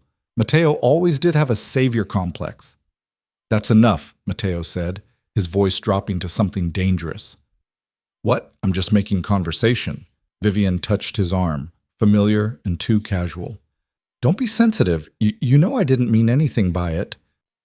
Adrienne felt Matteo tense, saw something flicker across his face. Old patterns, old hurts. This was how it must have been. Vivienne saying cutting things disguised as jokes, making him doubt his own reactions. "Actually," Adrienne said, keeping her voice light, "I think you meant exactly what you said. The difference is that now you're trying to backtrack because you forgot that belittling people in public makes you look petty, not powerful." Vivienne's eyes went cold. "Excuse me?" "You're excused," Adrienne smiled. "Beautiful wedding, by the way. Must have cost a fortune. Although I suppose that's easy when you're spending someone else's money." The temperature in the immediate area dropped 10 degrees. Vivienne's smile became razor sharp. "I don't know what Matteo's told you about our marriage, but I can assure you there are two sides to every—" "I'm sure there are. Just like I'm sure that whatever version you tell yourself helps you sleep at night, it doesn't change the facts. You left him. You took half his company, and now you're marrying the man you cheated with." Adrienne's voice stayed pleasant, conversational. "So, congratulations on that. It takes real commitment to follow through on betrayal." People were staring now. The conversation around them had died. Vivienne's perfect composure cracked. "You have no idea what you're talking about." "Maybe not. But I know what I see. And what I see is a woman who spent 3 years convincing herself she made the right choice, terrified that seeing Matteo happy might prove she was wrong." "I'm not terrified of anything." "Then why are your hands shaking?" They were. Barely, but visibly. Vivienne glanced down, then back up, and for a second Adrienne saw pure rage underneath the perfect mask. Matteo, Vivienne said, ignoring Adrienne entirely. Can we talk? Alone? No, Matteo said. His voice was steady now, stronger than it had been. Anything you need to say, you can say in front of Adrienne. This is ridiculous. After everything we meant to each other, meant, past tense. Matteo's hand tightened on Adrienne's waist. You wanted me to come to your wedding to prove there were no hard feelings. Fine. Here I am. No hard feelings. I hope you're happy. I hope Marcus is everything you wanted. I hope this marriage is everything ours wasn't. Matteo, and I hope, he continued, talking over her, that you never have to stand where I stood 3 years ago, wondering how the person you trusted most turned into a stranger. I hope you never feel that particular kind of betrayal, because despite everything, I wouldn't wish that on anyone, not even you. Vivienne's perfect face went pale. Enjoy your wedding, Matteo said. We're leaving. They walked away. Adrienne's heart pounding so hard she thought everyone could hear it. They made it to the lobby, out the doors, onto the street before Matteo stopped walking. He couldn't seem to finish the sentence. Intense? Incredible. He turned to face her, and he was smiling, really smiling, this huge, genuine expression that transformed his whole face. You told Vivienne Beaumont she was following through on betrayal. I might have gone too far. You went exactly far enough. He pulled her into a hug, surprising them both. Thank you for being there, for saying what I couldn't, for all of it. Adrienne hugged him back, feeling his heart racing against hers. Partners in trauma, remember? Best decision I ever made, stopping you in the rain. Best decision I ever made. Getting in your car. They stood there on a New York sidewalk, two people who'd walked into their respective nightmares and come out the other side. And for the first time in months, Adrienne felt something like hope. Maybe closure wasn't about getting revenge or proving a point.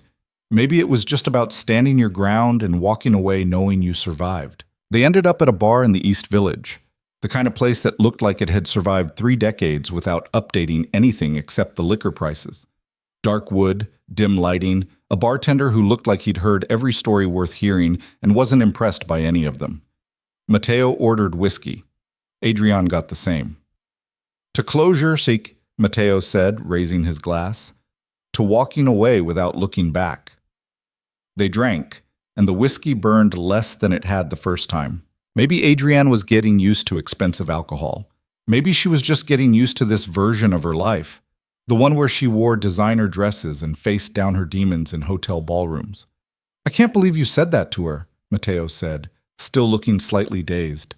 About following through on betrayal. I can't believe I said it either. My hands were shaking so bad I thought I'd drop my champagne glass. You looked completely calm. Years of nursing training. You learn to look calm while everything's falling apart. Adrienne set her glass down. Was I too harsh? I felt like maybe I was too harsh. You were perfect. Vivienne spent 3 years having everyone tiptoe around what she did. No one calls her out because she's too connected, too powerful, too likely to make their lives difficult if they cross her. He smiled, this satisfied expression. You didn't tiptoe. You walked right up and told her the truth. She didn't know how to handle it. She looked like she wanted to kill me. She did. She probably still does, but she can't do anything about it without looking petty, which kills her more than anything you said. They sat in comfortable silence for a while, watching other people live their Friday night lives. A couple arguing in the corner, 3 guys celebrating something loudly, a woman reading a book at the bar, steadfastly ignoring everyone. Can I ask you something? Adrienne said. Always. When you introduced me as your girlfriend, was that just for show or... She stopped, not sure how to finish the question without making it weird. Matteo looked at her for a long moment. Honestly, I don't know. It felt right to say it. Natural, like I wasn't lying, even though technically I was. He ran his hand through his hair, messing up the careful styling. We've been living together for a month. We face down both our exes together. We have dinner every night. At what point does pretending become real? Adrienne's heart did something complicated in her chest. I don't know. That's not an answer. It's the only answer I have right now. She finished her whiskey, flagged the bartender for another. Everything in my life is temporary. The job promotion is still in probationary period. The apartment situation is month to month. I'm 32 years old and I own a suitcase, 3 boxes of books, and a nursing degree. I can't afford to assume anything is real. What if I told you it could be? Real, I mean. Then I'd ask what you're actually saying. Mateo took a breath. I'm saying that somewhere between the courthouse and the rain and the coffee shop in New York, I stopped thinking of you as someone I was helping, started thinking of you as someone I didn't want to lose. He met her eyes. I'm saying I wake up earlier than I need to just to make coffee before you get home from your shift. I'm saying I plan my meetings so I'm back by 7 because eating dinner alone feels wrong now. I'm saying that watching you tear apart Vivian tonight was the most attracted to someone I've been in years, which is probably unhealthy, but there it is. Adrienne couldn't breathe. Mateo, you don't have to say anything. I'm not asking you to decide right now. I'm just telling you where I am, so you know. So it's not a question anymore. He paused. And so you can tell me if I've completely misread this whole situation and I need to shut up immediately. You haven't misread it. His eyes searched hers. No? No, Adrienne struggled to find words. I'm terrified of making another mistake, of trusting the wrong person again, of waking up 3 years from now and finding out this was just another version of Ethan. Different packaging, same ending. I'm not Ethan. I know that. Logically, I know that. But logic doesn't control the part of my brain that panics every time I start feeling safe. She looked down at her hands.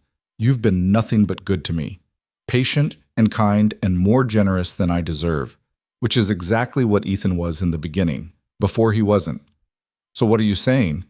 I'm saying I need time to figure out what this is when we're not busy confronting our exes, to see if this works when it's just regular life. She looked up at him. Is that okay? Of course it's okay. Say, Mateo's voice was gentle.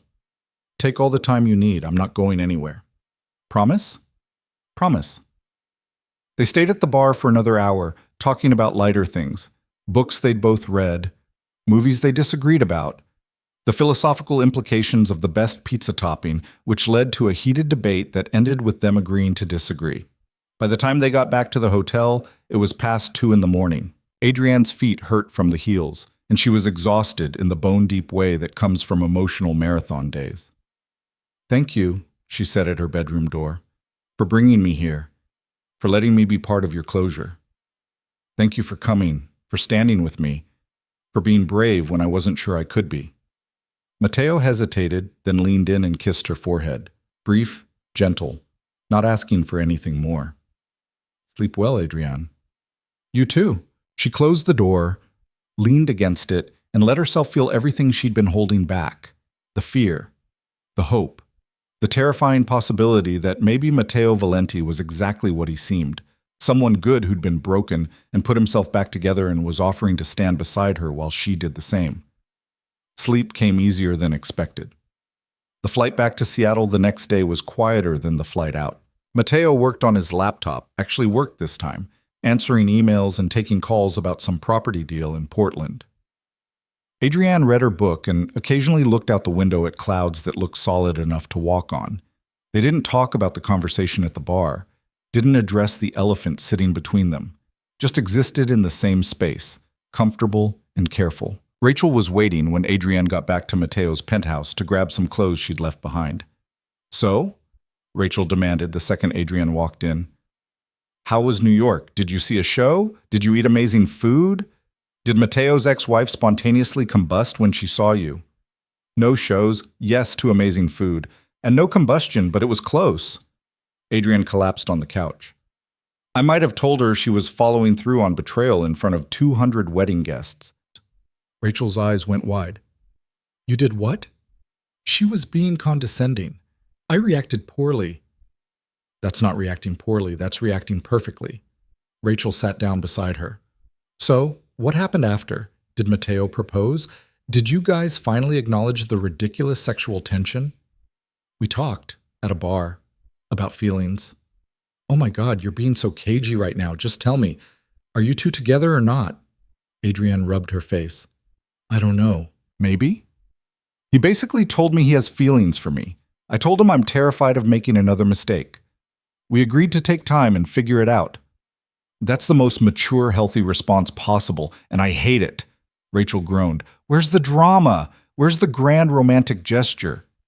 This isn't a movie, Rach. It could be.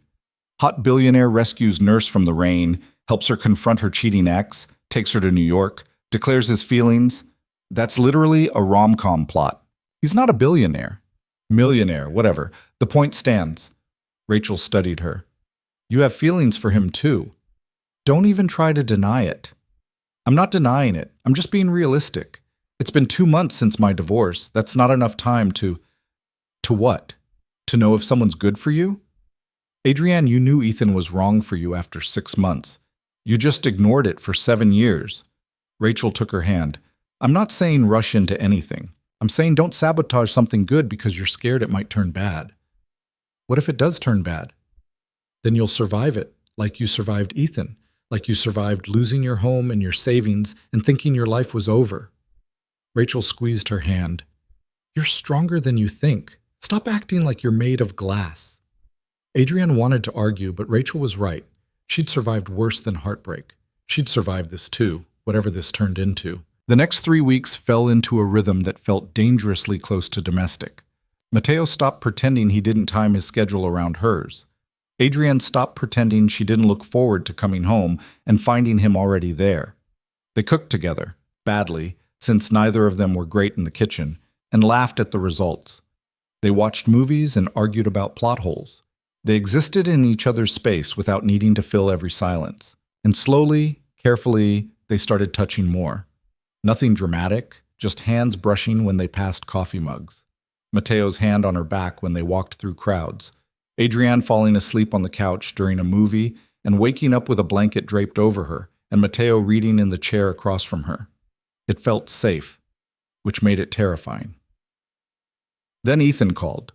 Adrienne was at work when her phone lit up with his name. She stared at it for 3 rings before her coworker Maya grabbed it. Don't answer. I'm not going to. Good. Because whatever he wants, it's not worth your time. Maya handed the phone back. How's things with the mysterious benefactor? His name is Mateo, and things are complicated. Complicated good or complicated bad? Complicated confusing. Adrienne shoved her phone in her pocket. But mostly good, I think. Maybe. You're overthinking it. That's what everyone keeps saying. The phone rang again during her lunch break. Ethan, again. This time, he left a voicemail. Adrienne waited until she was off shift to listen to it. Hey, it's me. Ethan, obviously. Listen, I know this is weird, but I need to talk to you. It's important. Can you call me back, please? His voice sounded wrong, strained, almost desperate. She deleted the voicemail. He called again the next day, and the day after that. By the 4th day, Adrienne was ready to block his number when he showed up at the hospital. She was walking to her car after a 12-hour shift when she saw him leaning against her Honda, looking like he hadn't slept in days. What are you doing here? She asked, stopping 10 feet away.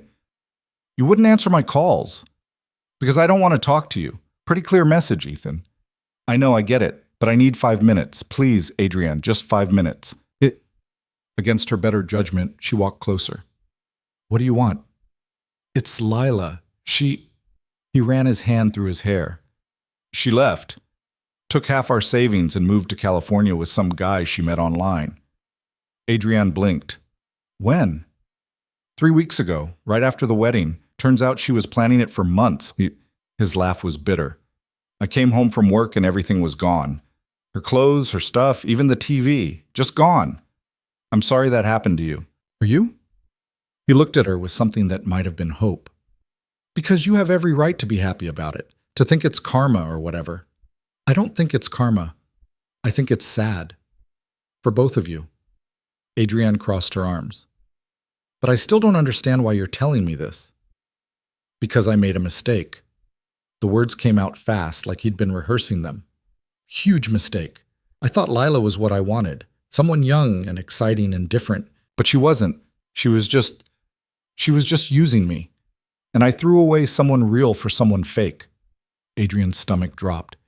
Ethan, don't. I miss you. I miss us. I know I don't have any right to ask, but he took a step closer. Can we try again? Can we talk about it? Maybe get coffee and... No. Adrian, no. We're not getting coffee. We're not trying again. We're not doing anything except saying goodbye right now. She kept her voice firm. I'm sorry Lila hurt you. I'm sorry you're going through this. But that doesn't change what you did. You don't get to come back because your backup plan didn't work out. That's not what this is. Then what is it? He didn't have an answer for that. You made a choice, Adrian said. You chose Lila over me, over our marriage, over 7 years. And I've spent 2 months rebuilding everything you burned down. I'm not going backwards because you suddenly realized the grass wasn't greener. I still love you. No, you don't. You love the idea of me. The version that worked herself to death and never asked for anything and made you feel like a good person just by tolerating you. She took a breath. But that person doesn't exist anymore. I'm different now. And you don't even know who I am. Then let me get to know you again. I don't want you to. The words came out gentler than she expected. I don't want to be angry at you anymore, Ethan. But I also don't want to be anything to you. I want to move on. And I can't do that if you keep showing up. His face crumpled. There's someone else, isn't there? That guy from the wedding, the one who owns the restaurant. That's not relevant. It is to me. Is that why you moved on so fast? Because you already had someone waiting?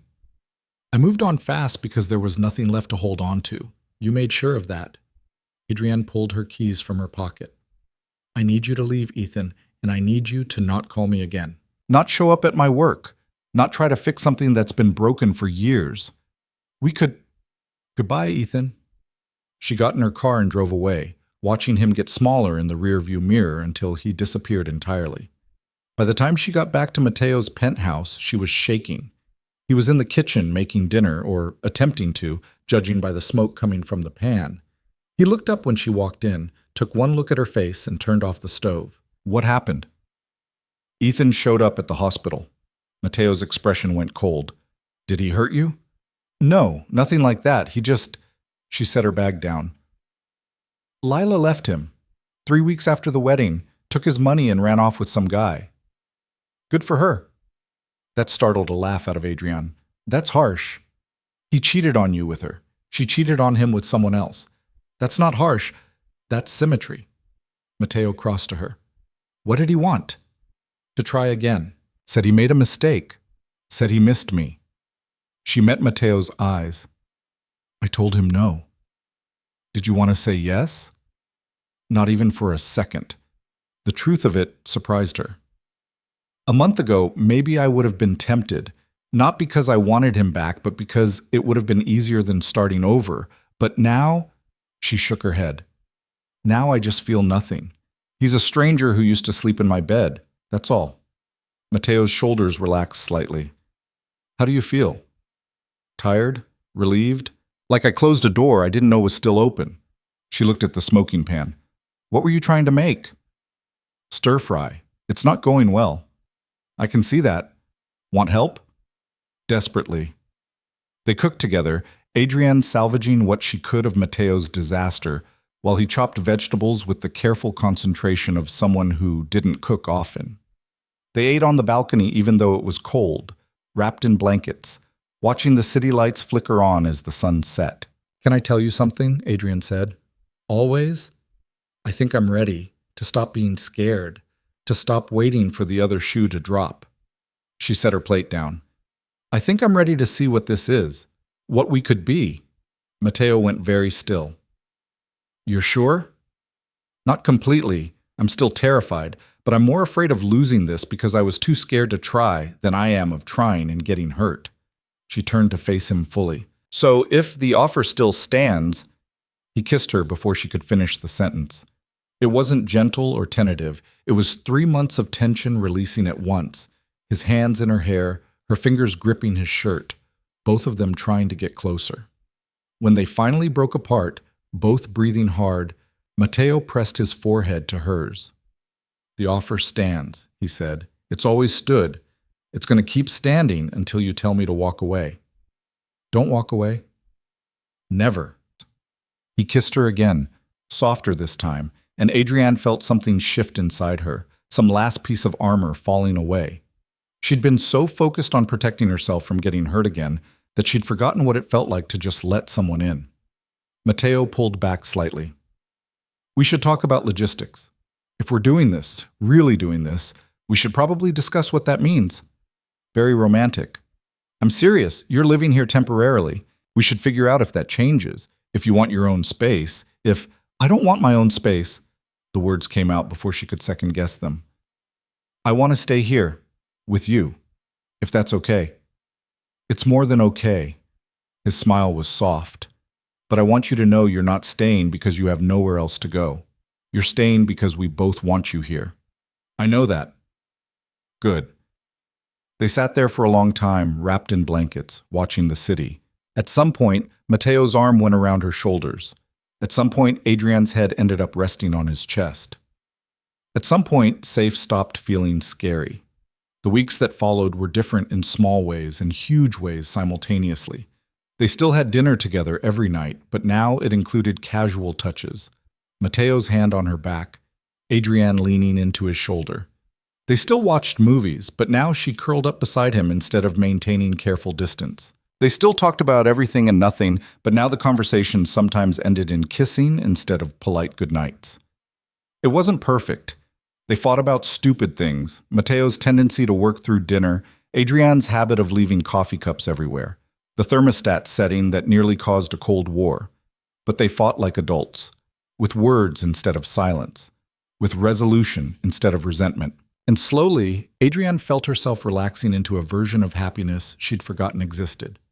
She took the promotion officially, started actually enjoying her job instead of just surviving it, made friends with her coworkers instead of keeping everyone at arm's length, started thinking about the future in terms of months and years instead of just getting through the next week. Matteo started smiling more, laughing easier. The tension that had lived in his shoulders for as long as she'd known him began to ease. He talked about Vivian less, and when he did, it was with distance instead of pain. 3 months after New York, Adrienne woke up on a Saturday morning to find Matteo sitting on the edge of the bed, watching her with an expression she couldn't read. "What?" she asked, voice rough with sleep. "I bought something. I want to show you." "What time is it?" 7. "Too early, I know, but I've been awake since 5 and I can't wait anymore." He stood, offered his hand. "Come on, get dressed. It's a 20-minute drive." Adrienne groaned but let him pull her up. "This better be good." "It is. I promise." 30 minutes later, they were pulling up to a house in Ballard, a neighborhood Adrienne had always loved but never thought she could afford. The house itself was modest by Seattle standards. 2 stories, craftsman style, with a front porch and a yard that needed work. "What are we doing here?" Adrienne asked. Matteo turned off the car. "This is the something I bought." She stared at him. "You bought a house." "I bought a house." "Why?" "Because the penthouse is mine, my space, my furniture, my everything. And I wanted us to have something that was ours, that we chose together, that we could build into whatever we wanted." He looked almost nervous. "I know I should have asked first. I know I probably overstepped. But the listing went up yesterday and it was perfect and I couldn't not." Adrienne kissed him, cutting off the rambling. "Show me inside." The house was empty except for potential. Hardwood floors that needed refinishing, a kitchen that hadn't been updated since the 90s. 3 bedrooms upstairs, one of which had a view of the Olympics on clear days. A backyard with a garden that someone had loved once upon a time, but had since been reclaimed by weeds. "It needs work," Matteo said as they walked through the rooms. "A lot of work. New kitchen, definitely. Bathrooms need gutting. The roof is only a few years old, but the windows should be replaced. I'm estimating 6 months of renovations before it's actually livable." "It's perfect," Adrienne said. "It's a disaster." "It's perfect," she repeated, "because it's not done. It's not someone else's vision. It's potential. We get to decide what it becomes." Matteo pulled her close. "So you like it?" "I love it, even though you absolutely should have asked me before buying an entire house." "I know, I'm sorry. I got excited and impulsive and probably mildly unhinged about the whole thing." "Good. I like you mildly unhinged." She looked around the empty living room, imagining furniture they'd choose together, paint colors they'd argue about, all the small decisions that turned a house into a home. When can we start renovations? As soon as you want. I already have contractors lined up. Of course you do. They spent the rest of the morning walking through the house, making plans. The kitchen would be open concept. The master bathroom would have a soaking tub. The backyard would have a garden and maybe space for a fire pit. Small dreams, normal dreams, the kind of dreams that felt impossibly far away just 4 months ago. By the time they left, Adrienne felt something she hadn't felt in years. Excitement about the future. Not fear, not anxiety. Just pure, uncomplicated excitement about what came next. "Thank you," she said as they drove back to the penthouse. "For what?" "For this. For the house and the future and the chance to build something that's just ours." She reached over, took his hand. "For stopping me in the rain that day. For not letting me disappear." Matteo lifted her hand to his lips, kissed her knuckles. "Best decision I ever made." "Mine too." And for the first time since standing outside that courthouse in the February rain, Adrienne believed it. The renovations took 8 months instead of 6 because nothing ever goes according to plan. The contractor found water damage behind the kitchen walls. The city permit office lost their paperwork twice. The custom cabinets Adrienne fell in love with were back-ordered for 3 months. But none of it felt like a disaster. It just felt like life. Messy and imperfect and exactly what they'd signed up for. They moved in on a rainy Saturday in April, almost exactly a year after Adrienne had stood outside the courthouse watching her marriage dissolve into puddles. The symbolism wasn't lost on her. "Careful with that box," Matteo called from the kitchen, where he was trying to figure out which drawer should hold silverware. "It's labeled fragile for a reason." "It's plates," Adrienne said, setting it down on the counter. "They're literally designed to be stacked. Expensive plates. That you insisted on buying even though I said we could use my old ones. Your old ones were from Target, and they worked perfectly fine for 7 years. He crossed to her, slid his arms around her waist from behind. "We're not doing fine anymore. We're doing good. Good requires plates that didn't come in a set of 12 for $40. Adrienne leaned back against him, looking around the kitchen they'd spent months planning. White cabinets, butcher block counters, a farmhouse sink she'd fallen in love with despite Matteo's concerns about practicality. It was exactly what she'd wanted, which still felt strange after years of compromising on everything. "I can't believe we live here," she said. "We've been living here for approximately 4 hours. Still counts." She turned in his arms. "Thank you. For all of this. For pushing for the good plates and the expensive faucet and the ridiculous chandelier in the dining room. The chandelier was your idea. And you could have said no, but you didn't. I never say no to you." He kissed her forehead. "It's becoming a problem, actually. I have no spine where you're concerned." "Good. I'm going to exploit that ruthlessly." They spent the rest of the day unpacking, arguing about furniture placement, and ordering pizza because neither of them had the energy to cook. By midnight, they'd made a significant dent in the boxes. By 1 a.m., they'd given up and collapsed on the couch, one of the few pieces of furniture actually in its proper place. "We should sleep," Matteo said, but he didn't move. "We should?" Adrienne didn't move either. "The bed's not even set up." "I know. We could sleep here, on the couch, like college students." "We're not college students." "No, but we're exhausted homeowners who made questionable decisions about move-in timing." He pulled her closer. "This works." It did work. Adrienne fell asleep wrapped in Matteo's arms, surrounded by half-unpacked boxes and the smell of fresh paint, feeling more at home than she had in years.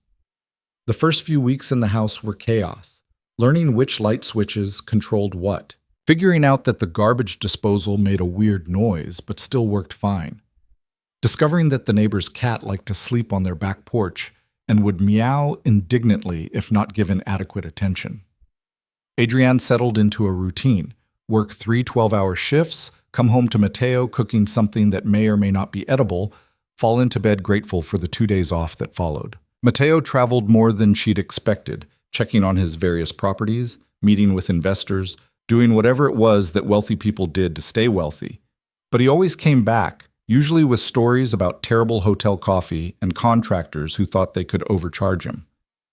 You know you don't have to keep working, he said one night over dinner. They'd been in the house for 2 months, and Adrienne had just finished a particularly brutal week. The money from the restaurants is more than enough for both of us. She set down her fork. We've talked about this. I know. But you're exhausted. You're working yourself into the ground for a job that doesn't appreciate you nearly enough. I like my job. You like helping people. There's a difference. He reached across the table, took her hand. I'm not saying quit forever. I'm saying take a break. Figure out what you actually want to do instead of what you have to do to survive. What I want to do is keep working. Why? The question caught her off guard. Because I need to. Because I can't be the woman who gets rescued by a rich man and stops having her own life. That's not what this is. Isn't it? Adrienne pulled her hand back. You bought a house. You pay for everything. You keep telling me I don't need to work. How is that different from what I had with Ethan? Different tax bracket, same dynamic. Mateo's jaw tightened. It's completely different. Ethan took from you, kept you working to support his failures while he contributed nothing. I'm offering you a choice.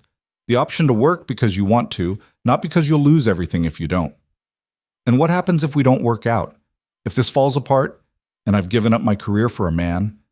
Again? We're not going to fall apart. You can't know that. I can know that I'm not going anywhere. That I'm not going to cheat on you or leave you or make you feel small. His voice rose slightly. I can know that I've spent the last year proving I'm not Ethan, and it's starting to really bother me that you keep comparing us. Adrienne stood, her chair scraping against the floor. I'm not comparing you. I'm protecting myself. From what? From being happy? From accepting that someone might actually want to take care of you? From making the same mistakes I made before? The words echoed in the kitchen. Mateo stared at her, hurt flashing across his face before he controlled it. I'm going for a walk, he said quietly. I need some air. He left before she could respond. The front door closed with a careful click that was somehow worse than slamming. Adrienne stood in the kitchen, surrounded by the life they'd built together, and felt the old fear creeping back in. The certainty that she'd just ruined everything, that she'd pushed too hard or not hard enough, that she was fundamentally broken in some way that made happiness impossible. Her phone buzzed. Rachel. Hey, Adrienne answered. You sound terrible. What happened? Mateo and I had a fight. About? About me working, about me being terrified of depending on someone, about me being completely unable to accept that someone might actually love me without ulterior motives. The words tumbled out. I compared him to Ethan, not directly, but close enough. And I hurt him. I could see it on his face. Rachel was quiet for a moment. Do you think he's like Ethan? No, not at all. He's nothing like Ethan. Then why did you say it? Because I'm scared. Because every time things get good, every time I start to relax, my brain tells me I'm being naive, that I'm setting myself up for the same fall. Adrienne, you know that's not rational, right? That's trauma talking, not truth. I know. Logically, I know. But logic doesn't control the panic that sets in when someone suggests I might not need to have an escape plan. Have you told Mateo this? Actually explained it instead of just fighting about the surface stuff? No. Why not? Because it sounds crazy. Because saying I'm terrified you'll turn into my ex-husband, even though you've given me no reason to think that, makes me sound like I need therapy. You probably do need therapy. We all do. But that's not the point. Rachel's voice softened. The point is that Mateo can't read your mind. He doesn't know you're fighting with trauma unless you tell him. And if you don't tell him, he's just going to think you don't trust him. I do trust him. Then prove it. Go find him. Have the actual conversation instead of the surface one. Adrienne looked out the kitchen window. Rain had started falling, because of course it had. What if I'm too broken for this? What if I can't get past what Ethan did? Then you get help getting past it. But you don't give up on something good because you're afraid it might turn bad. That's just another way of letting Ethan win. After they hung up, Adrienne grabbed her jacket and went looking for Mateo. She found him 3 blocks away, sitting on a bench in the small neighborhood park, getting steadily soaked by the rain. You're going to get hypothermia, she said, sitting down beside him. Seemed fitting, full circle from where we started. He didn't look at her. I'm not trying to control you, Adrian, or make you dependent. I just want you to have options, to not have to work yourself to exhaustion because you're afraid of what happens if you don't. I know. And I'm sorry for what I said, for comparing you to him when you're nothing alike. Then why did you? Because I'm terrified. The admission came easier than she expected. I'm terrified that if I let myself depend on you, even a little bit, you'll use it against me. That you'll turn into someone different. That I'll wake up one day and realize I made the same mistake twice. Mateo finally looked at her. I can't promise I'll never hurt you. People hurt each other even when they don't mean to. But I can promise I'll never deliberately tear you down. Never make you small. Never use your trust as a weapon. He took her hand. And I can promise that if you tell me you're scared, I'll listen instead of getting defensive. You're allowed to get defensive when I'm being unfair to you. I'm allowed to have feelings about it, but I should have asked why you were panicking instead of just being hurt that you were. He squeezed her hand. We're both still figuring this out, how to be together without the baggage from before crushing us. It's not going to be perfect. I don't need perfect. I just need honest. Then honestly, it kills me that you work 70-hour weeks and come home too tired to do anything but sleep. Not because I want you dependent on me, but because I want you to have energy for the things you actually enjoy. For your friends, for hobbies, for us. He brushed wet hair out of her face. You spent 7 years putting yourself last. I'm asking you to try putting yourself first, just for a while. See what happens. Adrian thought about it, really thought about it, instead of just reacting with fear. What if I hate not working? Then you go back to work. This isn't permanent unless you want it to be. And you won't resent me for taking advantage of your money? It's our money. Everything I have is yours too. That's how this works. He stood, pulled her up with him. Come on, let's go home before we both get pneumonia and prove we learn nothing from our dramatic rainy origins. They walked home hand in hand, rain soaking through their clothes. Back in the kitchen, Adrian toweled off her hair while Mateo changed into dry clothes. I'll think about it, she said when he came back downstairs. Taking time off. Not forever, but maybe a few months. Figure out what I want instead of what I think I should want. That's all I'm asking. And I'll try to stop comparing you to Ethan, or at least tell you when I'm doing it so you understand it's about my baggage, not you. I'd appreciate that. He pulled her close, kissed the top of her head. We're going to mess this up sometimes. Both of us. The question is whether we can mess up and still choose each other. I choose you, Adrian said. Even when I'm scared, even when I'm being irrational, I choose you. I choose you too. They stood in their kitchen, dripping on their expensive floors, and Adrian felt something settle inside her. Some piece of fear letting go. The next morning, she put in her notice at the hospital. 3 months, which gave them time to find her replacement and let her finish out current projects. Her supervisor was disappointed but understanding. You've given this place everything for years, she said. It's okay to take something for yourself now. The 3 months passed faster than Adrian expected. She worked her shifts, trained her replacements around, said goodbye to co-workers she'd come to love. On her last day, they threw her a party in the break room with grocery store cake and too many speeches about what a good nurse she'd been. You'll come back eventually, Maya said, hugging her goodbye. People like you always do. The job gets in your blood. Maybe, but not for a while. Good. You deserve a break. Walking out of the hospital for the last time felt surreal.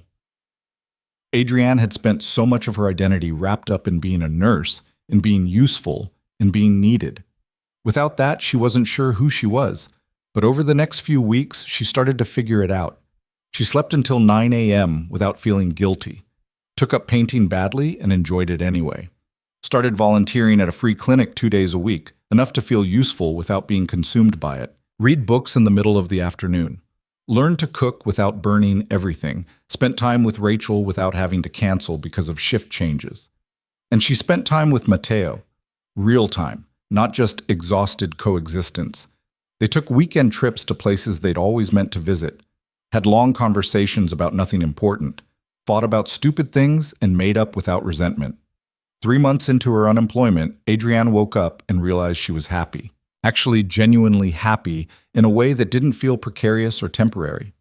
"You're smiling at nothing," Matteo observed from his side of the bed. "I'm smiling at everything." She rolled over to face him.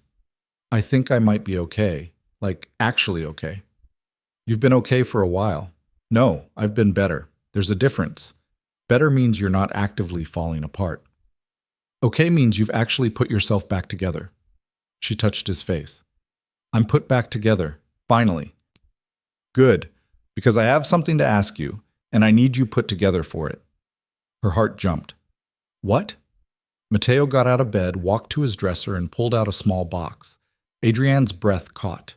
"Wait," she said. "Wait, are you?" "Let me get through this before you panic." He sat back down on the bed, box in hand but not opening it.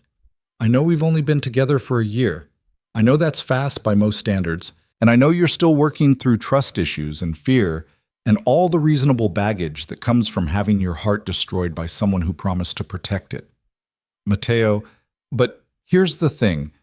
I don't need more time to know that you're it for me, that I want to wake up next to you for the rest of my life, that I want to fight about thermostats and expensive plates and whose turn it is to deal with the neighbor's cat.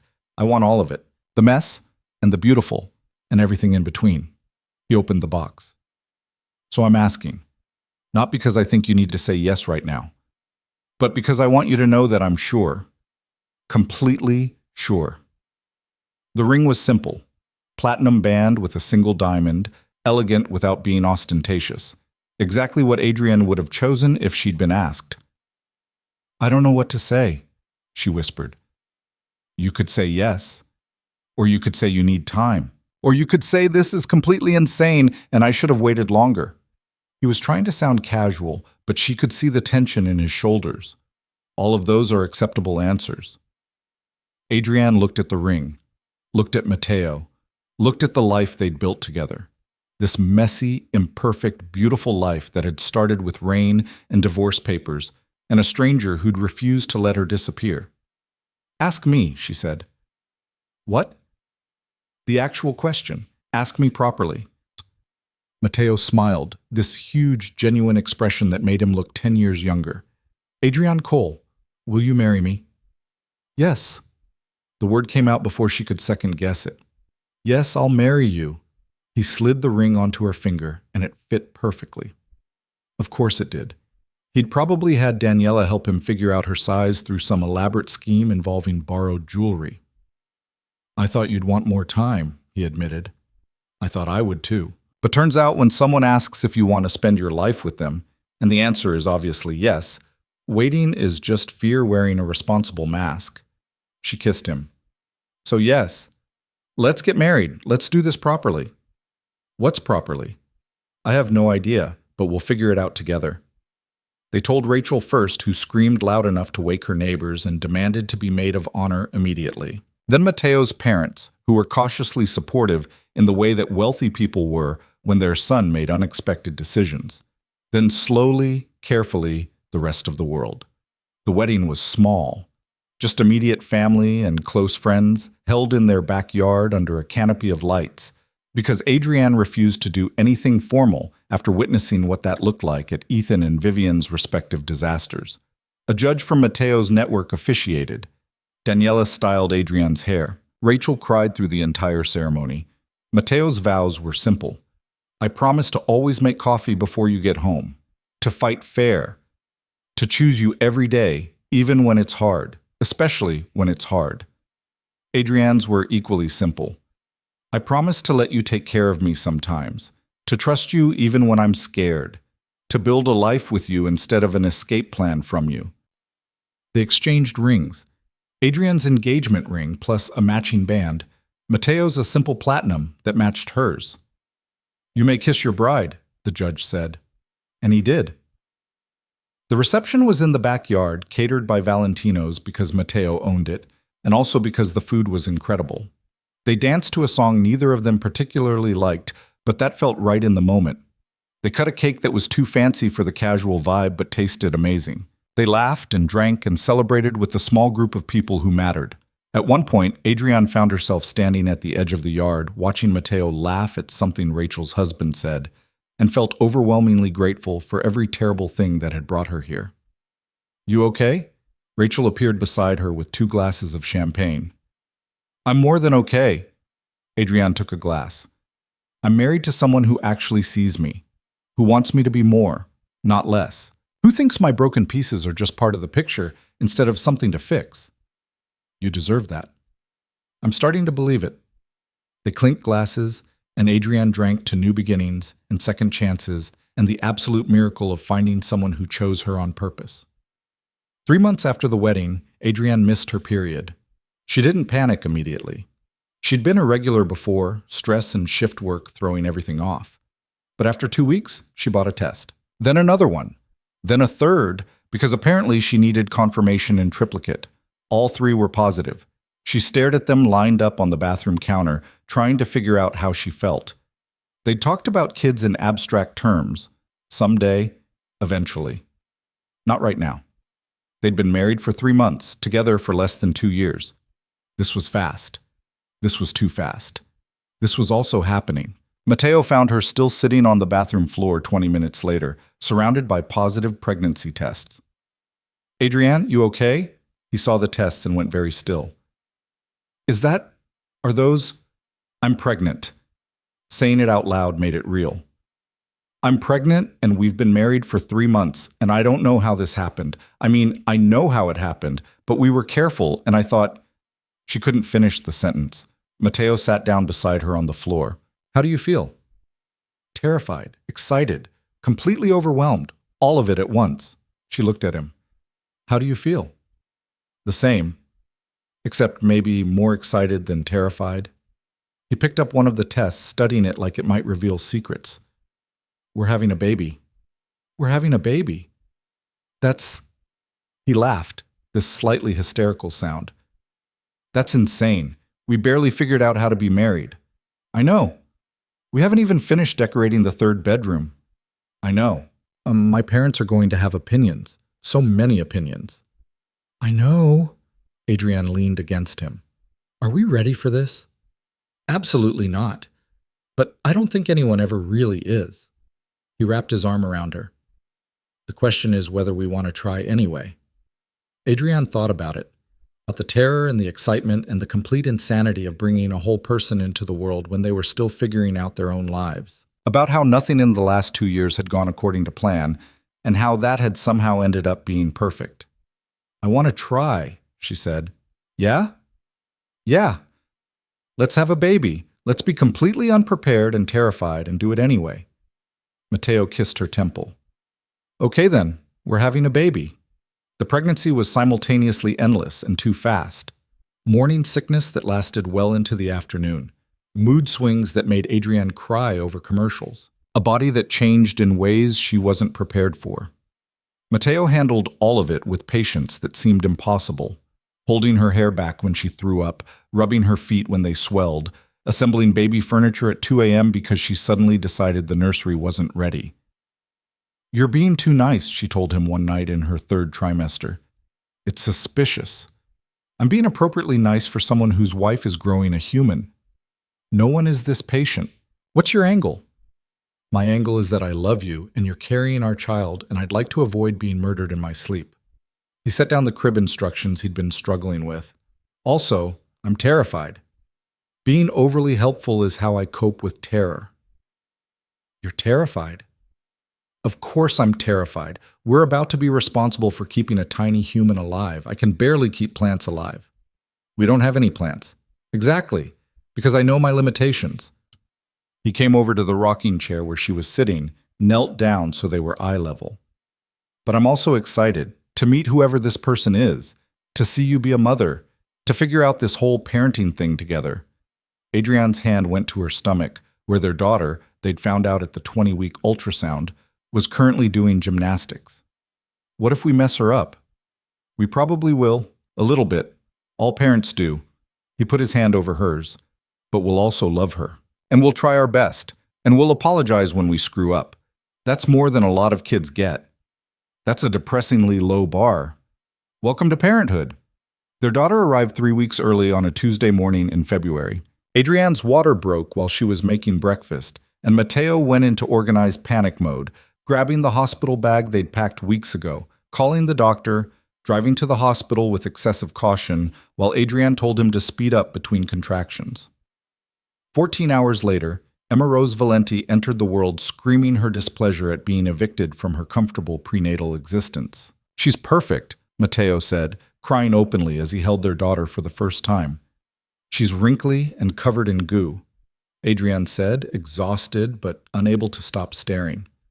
"Perfect," he repeated. And watching him hold their daughter with a combination of terror and absolute love, Adrian had to agree. The first few weeks were chaos. Sleepless nights and endless diapers, and learning that babies cried for reasons that made sense only to them. Adrian's body ached in new ways. Matteo developed an impressive ability to function on 3 hours of sleep. Emma screamed and slept and ate and pooped, blissfully unaware that her parents had no idea what they were doing. But slowly, they figured it out, learned Emma's different cries, developed a routine that worked most of the time, took turns so they each got something resembling sleep. And somewhere in the chaos, Adrian realized something. She was happy. Genuinely, completely happy in a way that wasn't dependent on everything being perfect. Happy in the mess and the exhaustion and the complete upending of everything she'd planned. One night, 3 months after Emma was born, Adrian woke up to feed her and found Matteo already in the nursery, holding their daughter while she slept. "You're supposed to be sleeping," Adrian whispered from the doorway. "Couldn't. She's too fascinating." He looked up, smiled. "Did you know she makes this little snuffling sound when she dreams? Like a tiny piglet." "I did know that, because I've been the one doing most of the night feedings."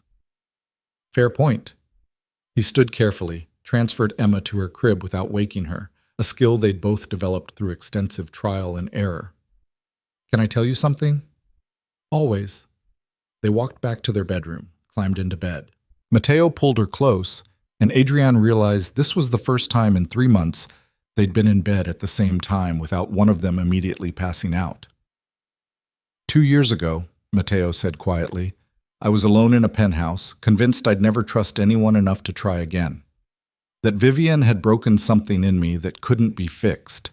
And now I have you and Emma and this life that I didn't even know I wanted." "Where are you going with this?" "I'm saying thank you for getting in my car that day, for taking a chance on someone you didn't know, for building this with me even when you were terrified it would fall apart."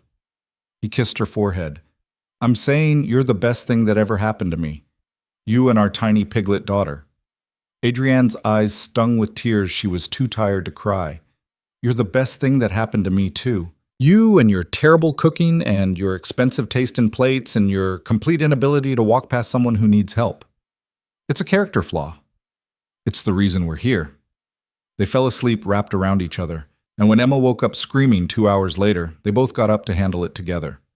The months passed. Emma grew from a newborn to an infant who smiled and babbled and grabbed everything within reach. The house filled with baby gear and scattered toys, and the particular chaos that comes with small children. Matteo went back to work but arranged his schedule so he was home more. Adrian started thinking about going back to nursing part-time, maybe in a year when Emma was older. They had their first anniversary dinner at home because babysitters were expensive and also they were both too tired to go out. They ordered takeout from Valentino's, ate it on the couch while Emma slept, and agreed it was perfect. "I can't believe it's only been a year," Adrian said, stealing one of Matteo's raviolis. "Feels longer. Rude." "I meant it in a good way, like we've lived a whole life in 12 months. We kind of have. Got married, had a baby, learned to function on 4 hours of sleep. That's a pretty full year." Matteo set down his fork. "I have something for you." "We agreed no gifts." "This isn't a gift. It's more of a..." He pulled an envelope from between the couch cushions. "A statement." Adrian opened it carefully. Inside were legal documents she didn't immediately understand. Then she saw her name. Her name on the deed to the house, her name on paperwork for Matteo's businesses, her name on everything he owned. "What is this?" she whispered. "Everything that's mine is legally yours too now. Complete ownership, not just spousal rights. If something happens to me, it all goes to you and Emma. No questions, no probate, no fighting with my parents or lawyers or anyone else. He took her hand. I know you've been worried about being dependent, about not having your own security. This is me making sure you always have it, no matter what. Mateo, this is too much. It's exactly right. You gave up your career to be home with Emma. The least I can do is make sure you're protected. I didn't give it up. I paused it. Either way, you made a sacrifice. This is me making sure that sacrifice doesn't leave you vulnerable. He squeezed her hand. I trust you with everything, Adrienne. My heart, my daughter, my whole life. Trusting you with the legal paperwork is the easy part. Adrienne looked at the documents, at this man who kept finding new ways to prove he was nothing like the one she'd married before, and felt something click into place. The last piece of fear, finally letting go. Thank you, she managed, for this, for all of it, for being someone I can trust with everything. Thank you for letting me. Emma chose that moment to wake up screaming because babies have impeccable timing. They both laughed and Adrienne went to get their daughter while Mateo cleared the takeout containers. This was her life now, messy and imperfect and nothing like what she'd planned. Better than what she'd planned? 2 years after standing in the rain outside a courthouse, Adrienne sat in her backyard watching Mateo push Emma on the swing set they'd installed last month. The sky was that particular Seattle gray that promised rain but hadn't delivered yet. The garden she'd planted was thriving. The house they'd renovated together stood solid behind them. Higher! Emma shrieked, and Mateo pushed harder, laughing when she squealed with delight. Rachel appeared through the side gate, carrying a bottle of wine. Am I interrupting? Never. Mateo, wine. He caught the swing, lifted Emma out, and carried her over to where a blanket was spread on the grass. She immediately started pulling up grass and examining it with the intense focus only toddlers could manage. How's the chaos? Rachel asked, pouring 3 glasses even though it was only 4 p.m. Exhausting. Perfect. The usual. Adrienne accepted a glass. How's the baby planning going? We're officially starting IVF next month, which is terrifying and expensive, and I'm choosing to believe will work because I can't handle thinking about the alternative. It'll work, Mateo said with unfounded confidence. You're too stubborn for it not to. That's not how biology works, but I appreciate the vote of confidence. They sat in the grass drinking wine while Emma destroyed the yard, and Adrienne felt overwhelmingly grateful for this weird little family they'd cobbled together from broken pieces. Can I tell you something? She said to Rachel. And you have to promise not to make it weird. I make everything weird. It's my defining characteristic. Fair, but try anyway. Adrienne took a breath. I'm glad Ethan cheated on me. Rachel choked on her wine. What? I'm glad it happened. Glad the marriage fell apart. Glad I lost everything. She looked at Mateo, at Emma, at the house, and the life and the future that wouldn't exist if her past hadn't exploded. Because if it hadn't, I'd still be trapped in something that was slowly killing me, and I wouldn't have this. That's either really healthy or deeply concerning, Rachel said. I can't tell which. It's both, but it's true. Sometimes the worst thing that happens to you is actually the best thing in disguise. It just takes a while to see it. Mateo leaned over and kissed her, tasting like wine and the future. I'm glad too. For my disaster and yours, for all the broken pieces that brought us here. Look at you two being all philosophical about your trauma, Rachel said. It's disgusting. I love it. Emma crawled over and pulled herself up using Mateo's leg, grass stuck to her hands and face. He scooped her up, and she immediately grabbed his nose.